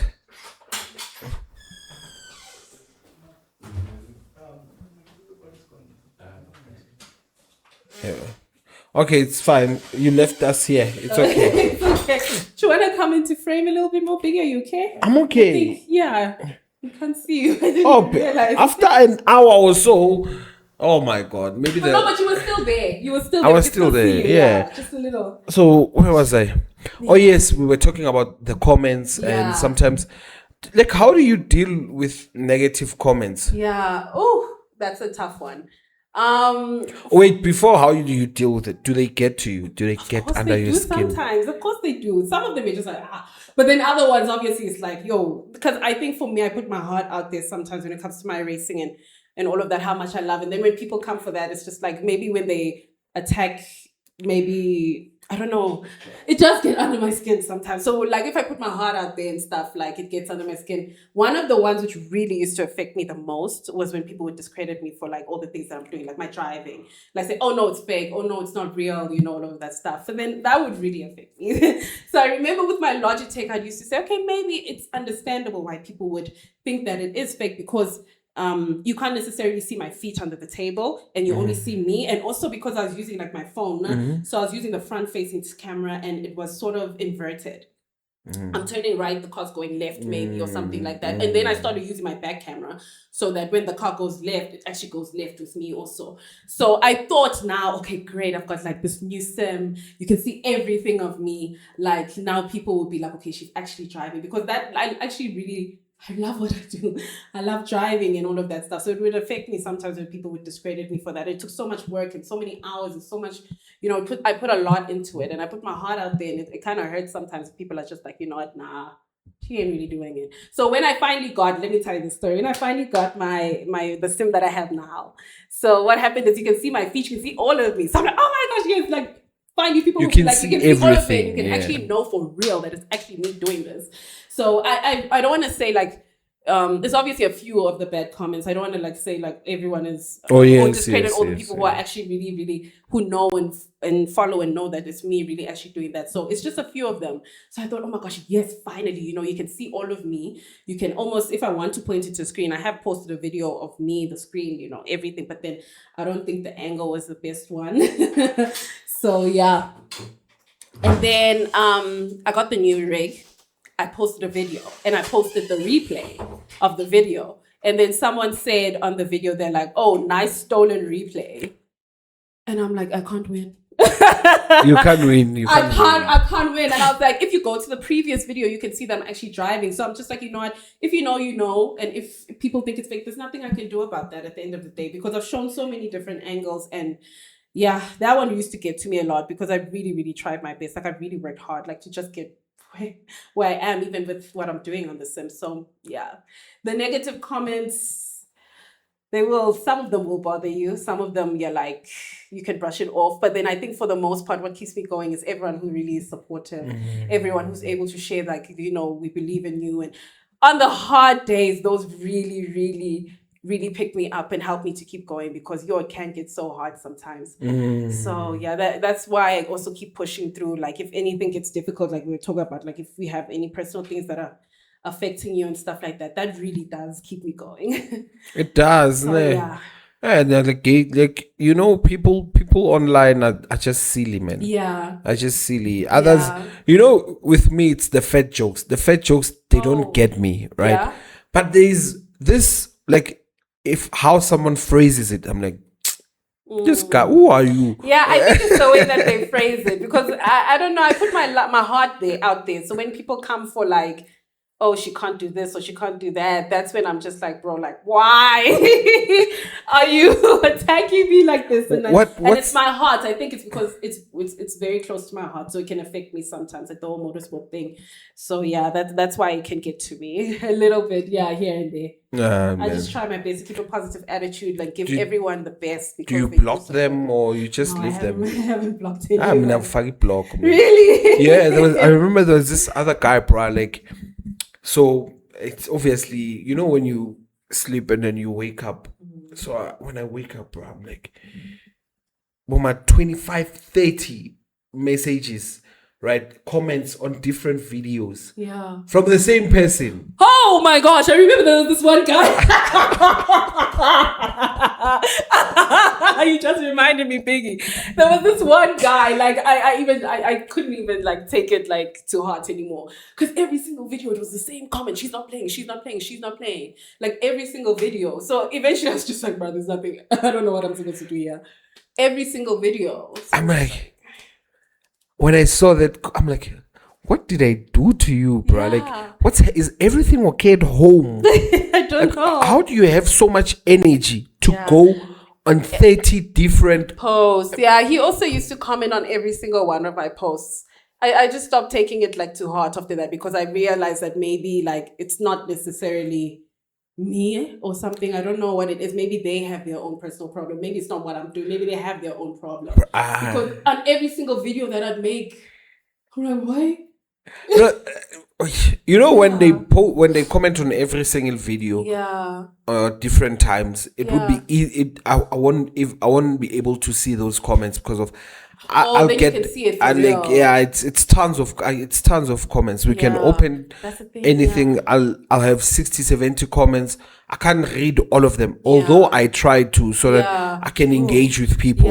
But it's very hard. It's very hard. I mean, if it's 70 comments only on TikTok or 80 comments only on TikTok, well, there's Facebook and also Insta. That's a lot. And if the video requires like that type of engagement, it's a lot of comments. If someone like comments there and then the next post they do, I won't see it, right? But if someone immediately, this is what he did. Came one video, made a comment, the next comment. It's like he was scrolling consecutively. So all your notifications came all so of them when they came, I'm like, this guy. For me, I realized also when it was this one with the same comment, when someone's like, you comment on every video, because I see it here, there, then I went back. I'm like, damn, he really was on all of them. So I'm like, there's nothing really that you can do. And and I also, the thing about me is that I don't know how to let things slide. I think that's also one of my biggest issues. I let a lot of things slide, right? But when someone I remember there was a post, this other guy, like, he was insinuating that that I'm asking money. I go around asking money, ebantwini, and I'm like, Aibo. Njani ndod. So I made a video about what is it that you need in order for you to run a gaming hub. Like, you need to be someone who's patient. You need to be someone, you understand? That's me making a video about running a gaming hub. He then sends a screenshot, right? Sends a screenshot. It's a message that I send everyone, right? So if someone sends me a DM or someone sends me a message, it's a long message. So that message says, okay, if you're looking for consoles, these are the types of consoles that we have and that we sell. That's the first part. The second part is, if you're looking for consultations on how to run a gaming hub, how to start a gaming hub, or we can have a one-on-one session. This is how much I charge, which is like 500 rands, right? That's the part of and then I don't know what he sent again, and then I send the last part of that message of the consultation. He said, listen, man. Oh, so he took it out of context. No, he knew he had. I sent the entire message the first time. Literally the entire message. I don't know what he sent after that, asking for advices and stuff. And I'm like, bruh, this is for consultations. Because of, if I were to sit down and then type a long type a long message that, if you want to do this, do 1, 2, 3. But it takes time. It's time that I don't have. If you are interested or you want to, then we can have a one-on-one session, and then we set time. I get paid for my consultations, right? And the people that I help, Abasemakasana, with 500, it's not even 1% of what I charge big corporations for I do consult with big companies. There are a lot of companies that really want to come ekasi and start doing things ekasi, but they don't know how to do that, right? So they do come, and then you understand. If I am charging a company in Kulu thousands and thousands, and I say to you, okay, for the same time that I give those guys, right, here's into Eganje, come, let's have a conversation. So he sends that screenshot, right, and then he goes on, and then he says things like, when I came to you, you wanted money, now you are giving the information for free. I was filming, I'm like, hey, whoa! I work with a lot of brands, and now I had a thought while you were talking. I want to ask you a question. And then now you're sending this, Lana. It's like I'm going around begging money from people, and I don't wanna. It's like he's saying, no, this guy doesn't actually want to help you guys. He just wants money from Nina. That's what he's into. And I made a video, bro. And I was like, I don't know you, but I snatch-joyelana. Like, in that sense, like, and then I gave context, you know. And once I gave context to everything on that video, it's like, and then people were like, but he's crazy. If someone is gonna, they want time from you, then they should probably pay. Or here's an idea. I give out content all the time. Yeah. Take that information, do what you must with it. Yeah. But if you want my time, you're gonna have to pay. And then he sent me a long message, bruh, swearing at me. Like he was after that he blocks me. Oh, he started this. He started the whole thing. He's then calling me names. He's like, Omfana, hey, you're a small boy. Hey, you're still a kid. I'm like, if you're an old person, then why are you going around saying such things? Why is he being so nasty? Hey, bro, it was crazy. Yeah. What's the question? Oh, I wanted to ask, like, your favorite brands that you've actually worked with. As you were Favorite? talking. Yeah. Whew. Like, who are like your top ones? At the moment, I'll say BLG. Yeah. So BLG is the brand that I am currently working with right now. Yeah. I enjoy working with BLG because of they've shown value. So this entire home that you see, they did this. They did this. Oh my word. Exactly. That's crazy. I love that. Yeah. Exactly. I love that support that they were able to give you also. Like, it's crazy. And not only do they support in terms of equipment, but even if I come with an idea and I say, ganji na ganji, just so that people know, they are the ones who called and said, Biggie, we love your idea for the podcast. What do you need? This, we're gonna sponsor the podcast as well. And then, okay, we haven't announced it yet, but by the time this comes out, it will be they are the next sponsors again for them. Do you understand? So do you see That's that? Crazy, Not only that, I'm doing a school league. Oh, right? Really? High school league for high schoolers to come and participate. 20,000 up for grabs. Yeah. Listen to this. I called and I said, guys, I'm doing 1, 2, 3, 1, 2, 3. They're like, send us the term 1 budget. And the budget wasn't friendly. It was a lot of money. I sent that, and then they sent an email. They said, we are in. Then they put me through the people that I have to talk to in order to sort out the invoices. Nice. Oh, what a blessing. What are they doing? They're now sponsoring the school league. Yeah. Do you see that? That's amazing. That is my favorite brand. Yeah. BLG I love to hear it, like, from other creators. What my brand favorite brand. It's my favorite. And here's the thing about them. Yeah. Right? They started this cool mobile gaming platform where people can actually challenge each other for real prizes. Yeah. You can get the cash thing hasn't been out yet, but it's something that's going to happen whereby you can actually withdraw cash. Okay. They're just trying to find a system that works, that allows them for people to get cash after competing.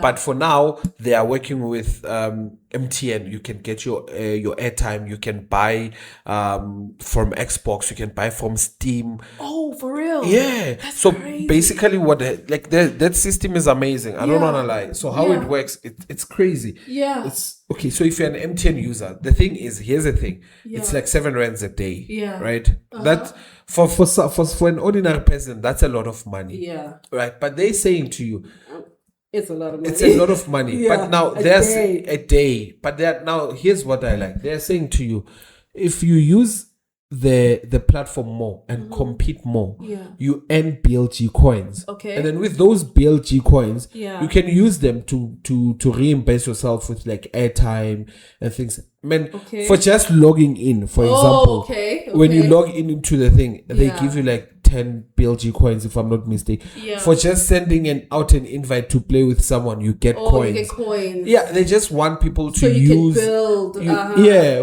a day you can have like 250 to 400 BLG coins. You can change them and exchange them for your airtime. Yeah. You can get airtime maybe for 20 rands. That's it. You've made something for yourself. You check. And I'm like, no, they just want you to use the platform. It's starting out. No, you said it's new. It's new. Okay. It's an amazing concept. And I tell people, I say, you guys wanted a competitive space where you guys can compete and play for prizes, right?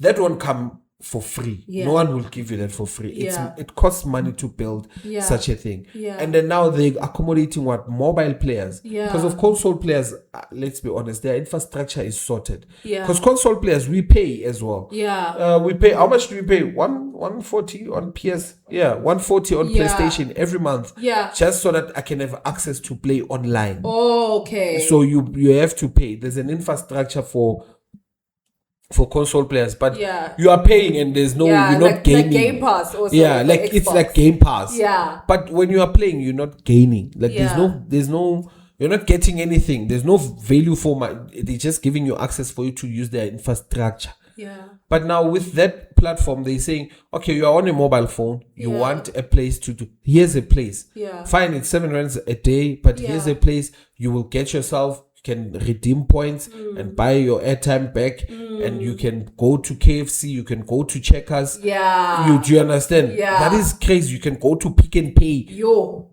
Steam. I was sold. Steam. you saw your handmade PlayStation. Steam. You can buy PlayStation things. It's great. And I'm like, okay, that's amazing. Why are people not in this? And I'm like, no, don't worry. We'll do something together. And they're like, Biggie, we just want you to actually, let's get the platform out there. Let people start using it. Yeah. Whatever feedback they give us, let's use that feedback to make the platform better. And I'm like, that's what I want. Yeah. I want a platform that allows everyone. Yeah. It allows someone who's in KZN to play someone who's in Johannesburg. Yeah. Using their mobile phone. That's it. You are playing FC Mobile, you are playing PUBG Mobile, chess, whatever game that they have there, you play and you enjoy. Yes. Because I posted a video and I asked the gaming community, what is it that's stopping you from gaming? Like, what is it that's actually, why are you not, and then people were like, oh no, there isn't enough happening for us, there isn't this, there isn't that.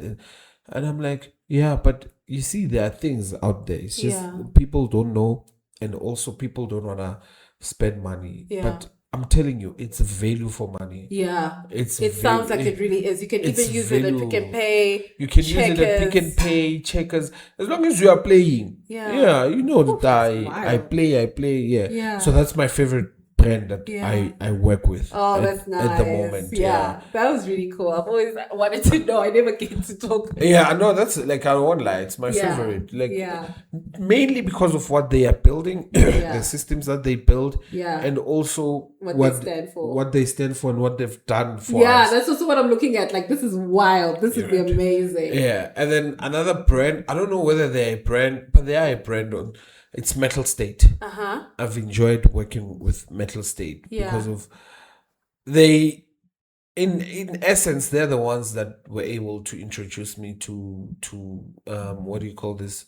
To BLG. Oh, yeah, they're the facilitators. Yeah, they're the ones who saw me, and they saw me through the guy who was here last week. They were like, he's the one who was like, hey, there's this guy, he does 1, 2, 3. And then they came in on board, and then it was really fun just to to work to work with them. Oh, that's cool, Biggie. Yeah, there's so much. What about you? I have two. Like, physically, where I've worked with them, I've got two, because some of them I work with virtually. Like esports has been a lot of fun. I love what they do for their creators. Ooh, EA Sports. Tell me just give me the tea. Like, they really, really love to support their creators. Like, that's what I love a lot about EA Sports. Okay, we'll start with the virtual ones and then we'll go to where it's been physical.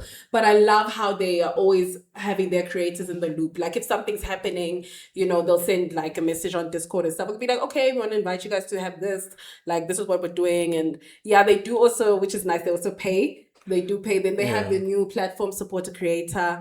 And I just like how involved they are. Like, when it comes to their creators, they want you to be a part of everything. If you do this kind of content, they'll give you sort of like, what do you call it? The opportunities for you to be able to engage and be part of, like, I don't know, to be part of that, let's say, campaign initiative. Let me say, like, when there was a new DLC dropping for WRC, whenever there's something, I know. When there's something, they reach out to you.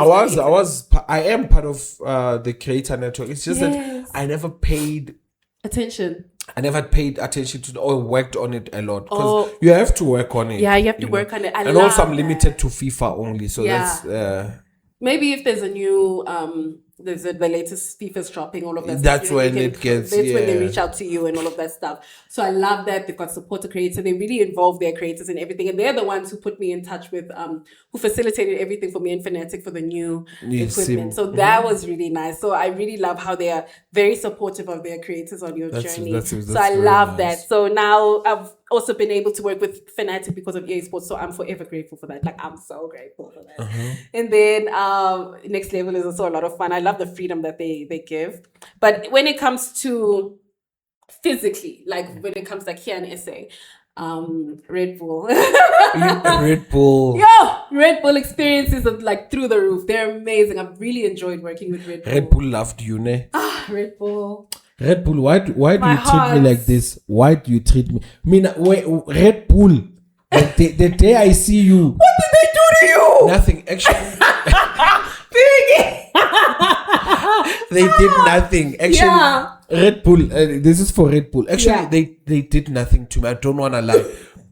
The thing about the thing I love about Red Bull is that I remember I once did a video and I said, guys, apparently Red Bull is doing something for Comic-Con and we only found out now. I didn't buy tickets were sold out, and I was like, Red Bull, you and I we've worked together before, so send me something, bro. Like 2-3 hours, done. It said send the email again, send an email, 10 tickets, weekend pass. Look at Red Bull. You see, why you coming for them? They're so good.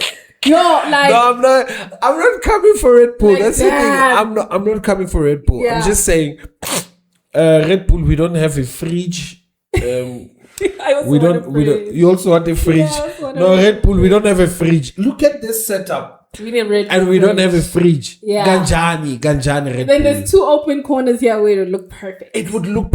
We have 2 open corners. Red Bull, send your fridges here with the cans. It's fine. We'll ask for money after. We'll ask for money after the fridges. Send the fridges. Please, my friends from Red Bull. If you see this, actually, I'm gonna post this and tag you. You really want that fridge? I want that fridge. I also want fridge. And I want it full stocked. And when it finishes, I want you to refill. I want us to sign a deal that says, when the fridge finishes, you come and you restock. And you can't tell me that I take 24 or I'm lying. Anything that you give me, I'll take it. You take I'm going to be rooting for you with this fridge. I also don't have a fridge. I must also get on this and get a fridge. But like, you enjoyed Red Bull? Very exciting. Like, the experiences with Red Bull are always so much fun. Like, they give you literally the best treatment. That's why I'm saying, like, I've been very, very blessed with the brands that I've been able to work with. That's why I also have no complaints. And then the second one might shock you. It might surprise you. Hisense was the second, like, literally one of the best. I saw it when you went to they did a launch of something and you were there. Yeah. You know, the thing that I like the most about Hisense is that they're very human. Like, in as much as they're a very big brand, they have a heart. Like, for me, that's what I realized, like, the people that they support, you know, how they treat me also, all the initiatives that they have going on. And they have, like, the partnership with RGB Gaming. Ejuvos, where they're able to like support people who are in gaming. They make gaming a lot more accessible for people in maybe more underprivileged areas. They supply like TVs and monitors and projectors and all of that stuff. You know, when I also went to Cape Town with them, they were supporting a football team. They're involved in football that is so nice. And soccer. They have a heart. And like, when I was just listening to all the things that they were doing and the initiatives that they had running at Hisense, I was like, wow, y'all actually care. Like, y'all actually really have that heart. You care about people. You care about the community and all of the things that is happening in people's lives. So I really, really like that. And they just treat you so well. Like, when what did I do with them? I did Comic-Con. And then I did their launch with them. They're very, very good to you. Like, I really, really enjoyed Hisense. So shout out to Hisense. I love.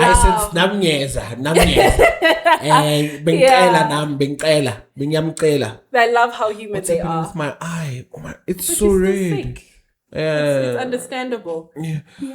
Oh yeah, so it's Hisense and Red Bull that Yeah, you those truly are my top like. two. You Yeah, had. I really, really enjoyed working with Hisense. The experience was amazing. In Cape Town, for the first time, that was wild. I've never been to Cape Town. I wanted to ask, which brand has paid you the most?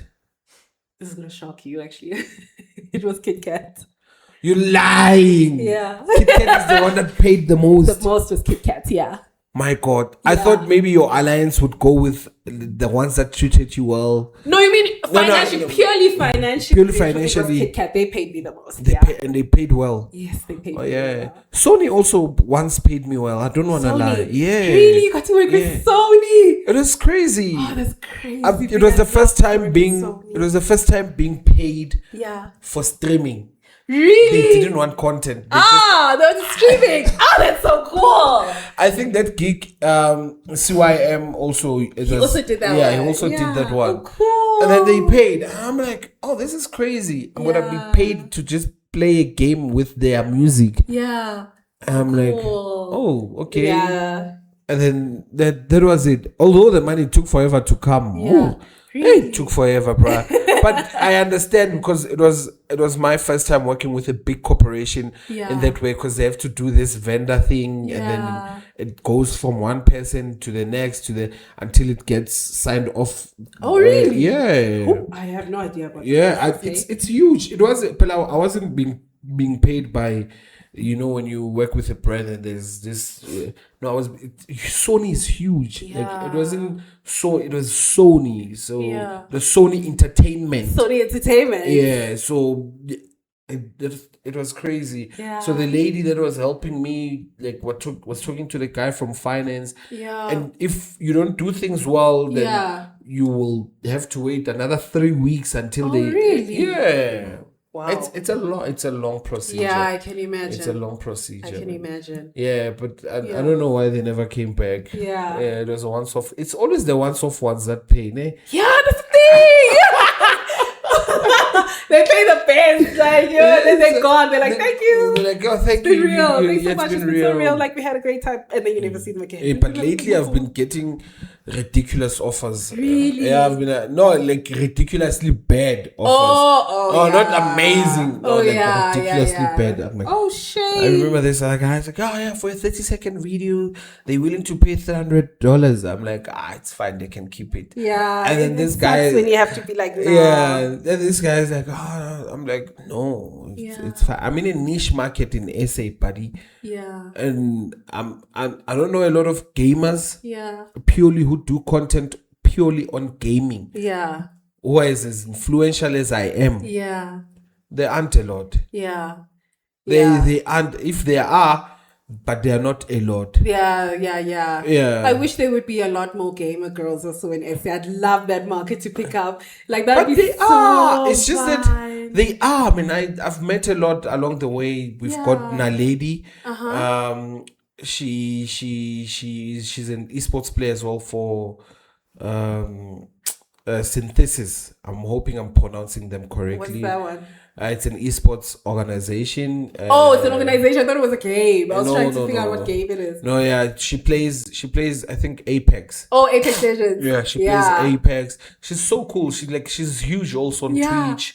She does her Twitch. I like that. Yeah. And there's this girl also. I think she's from Port Elizabeth. Yeah. She plays Call of Duty. Yeah. Yeah, she's a white girl. I just forget her name. Yeah. I usually check their content like every now and then. And then we've got other girls that usually play with CYM. Yeah. Oh, I know that girl. Oh, she's so cool. She's so cool. Yeah, she's so cool. What's her name though? I don't know why. God, but I always see her with CYM. Yeah, CYM. Yeah. So it's not a lot, right? And I wish that we could have like more. Yeah, because I think we need that representation, because gaming is also so fun. It's for everyone. Like it's not just for the men, like the ladies. It's a lot of fun. That's really there's nice. This other favorite gamer girl that I like. I think she's somewhere in Europe or UK. Yeah. And then like she's so funny, bro. Like she I'm a Braley, and she plays FIFA because I love FIFA. Yeah. She plays FIFA, and when she scores, she's like, gritty. Oh my gosh!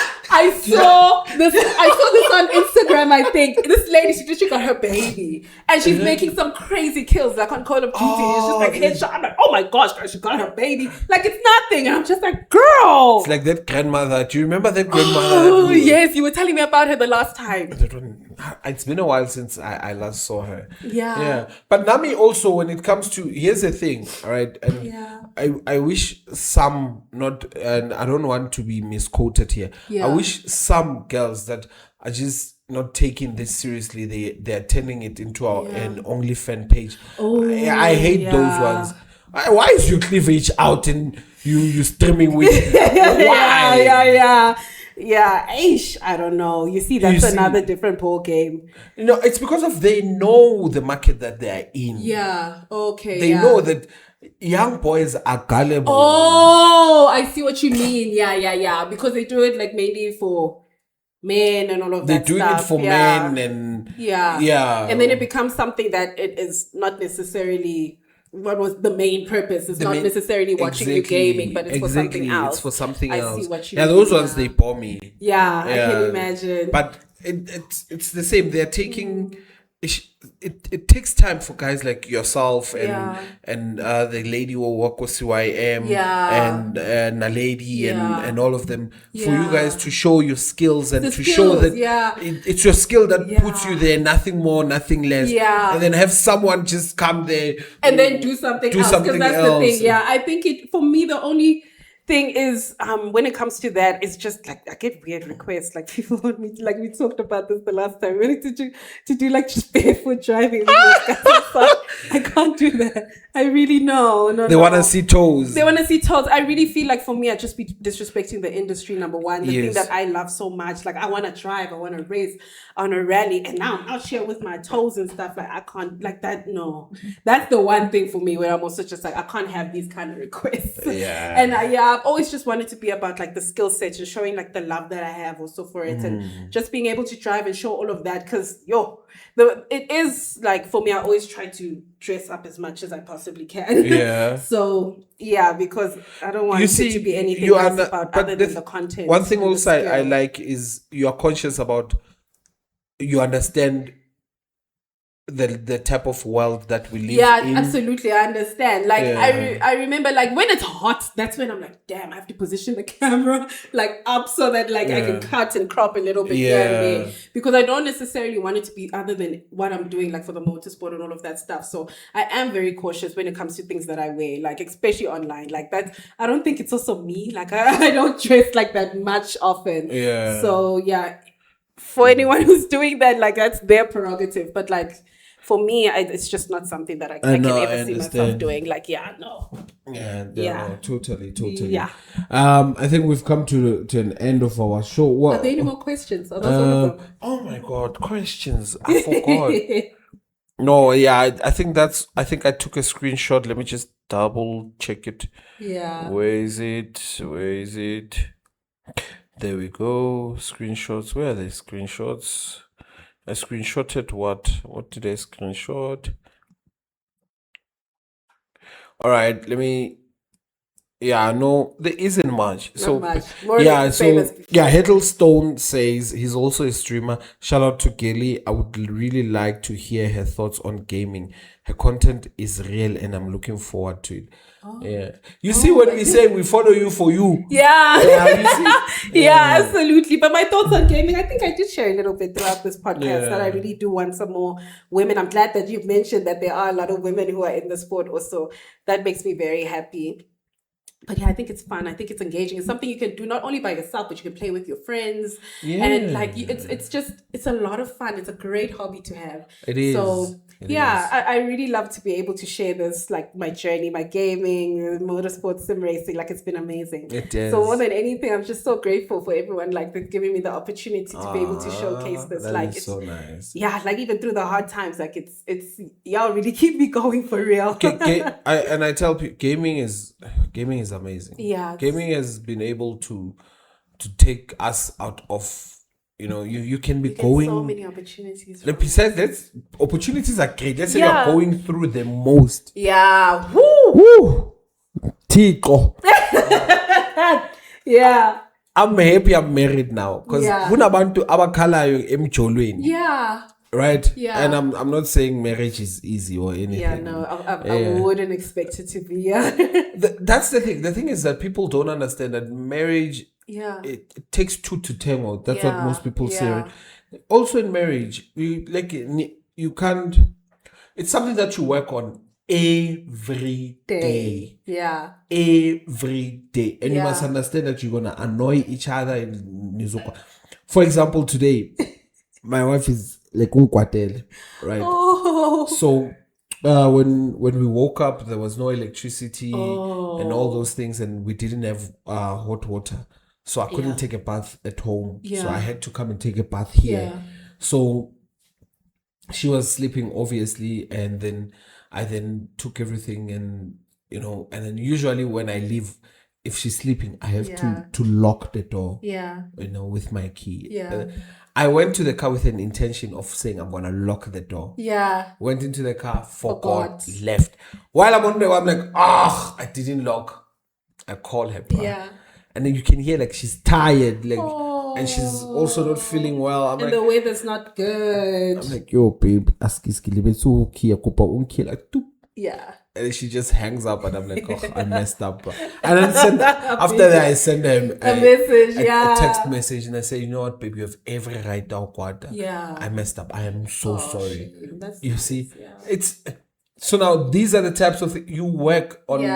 On your marriage on a daily basis. You understand? You'll find someone just being angry that why I'm mistake. Hey, why and all those things, but it's just a mistake, and we get to work on the relationship, or should I say the marriage, on a daily basis. Sometimes life might shy, because of it can't share me alone.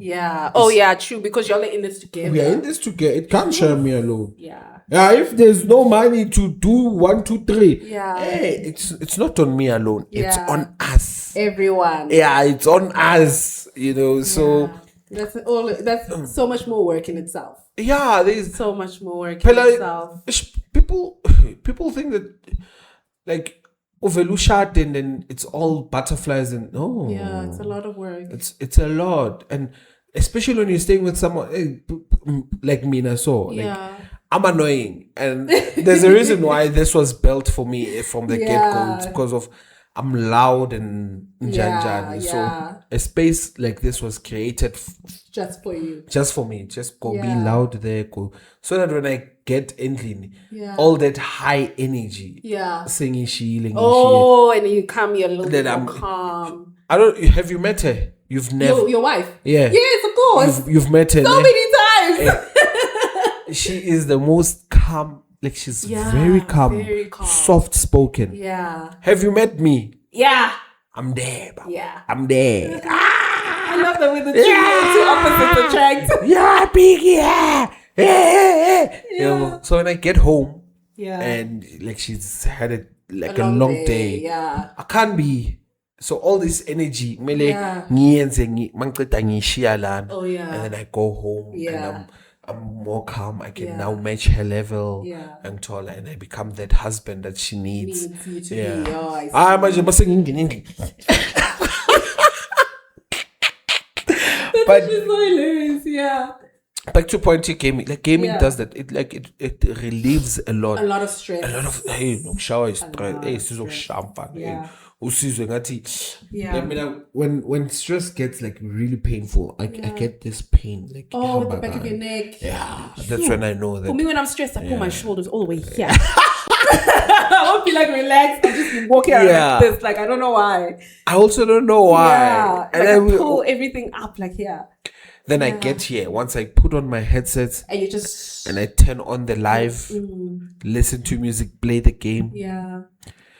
I even forget everything. Like that 2-3 hours I spend just you doing zone that. out. No? I'm zoned literally out. like in a flow state where it's just you and the game. That moment I forget that I am a father, I forget that I'm a husband, Yeah. and I'm just that kid again that is just playing the game. That's what gaming does. Yeah, that's I'm what it just does, playing for that real. game I for love that that. 4. I can even go 5 hours. Just get You're one. lost in it. I'm Lost in in your it. own world. Like, I'm for told. real.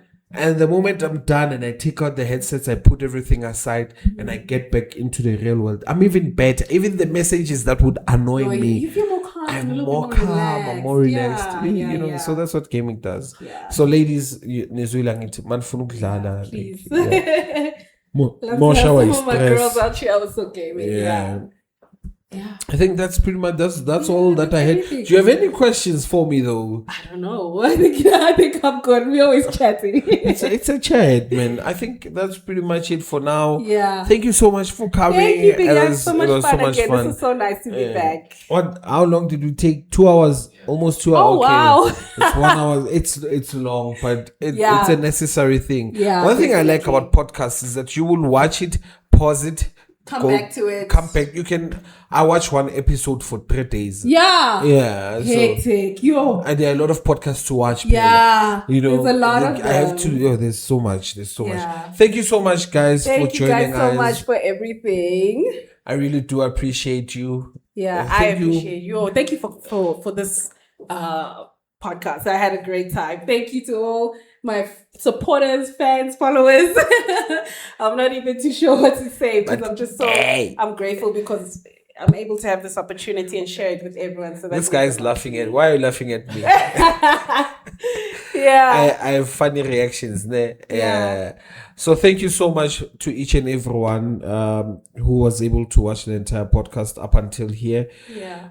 It goes without saying, you guys are amazing. You guys are amazing. Yeah. The community that we've built, I've built it because of your support. Keep on supporting. And next week, let's go support Girlie. We'll do a live while we are there. Oh, that'd be so cool. Yeah. That'd be so cool. Yeah. Ngizoloku ngibheka imoto yakho iyavela i-Ranex lapho. But the way ngigwala ngakhona, I'll probably be I'm terrified of cars. Really? I enjoy seeing them from a distance. Yeah. You remember at Rage Expo, was it Comic-Con? Yeah. Where they were doing those the drifting? Yeah, it was Comic-Con. It was Comic-Con. Yeah. And then you were there the entire time. Yeah. I stood there maybe 5 minutes. I'm like, ooh, why? The thing is, in my head, I'm like, hey, what if we shine about? Hey, what if we... And they get so close to. They do. They do. My anxiety levels. It comes with it. Like, that's what excites me. I'm ready. So thank you so much, guys. I truly do appreciate you all. Rather than that, peace out. Bye, guys.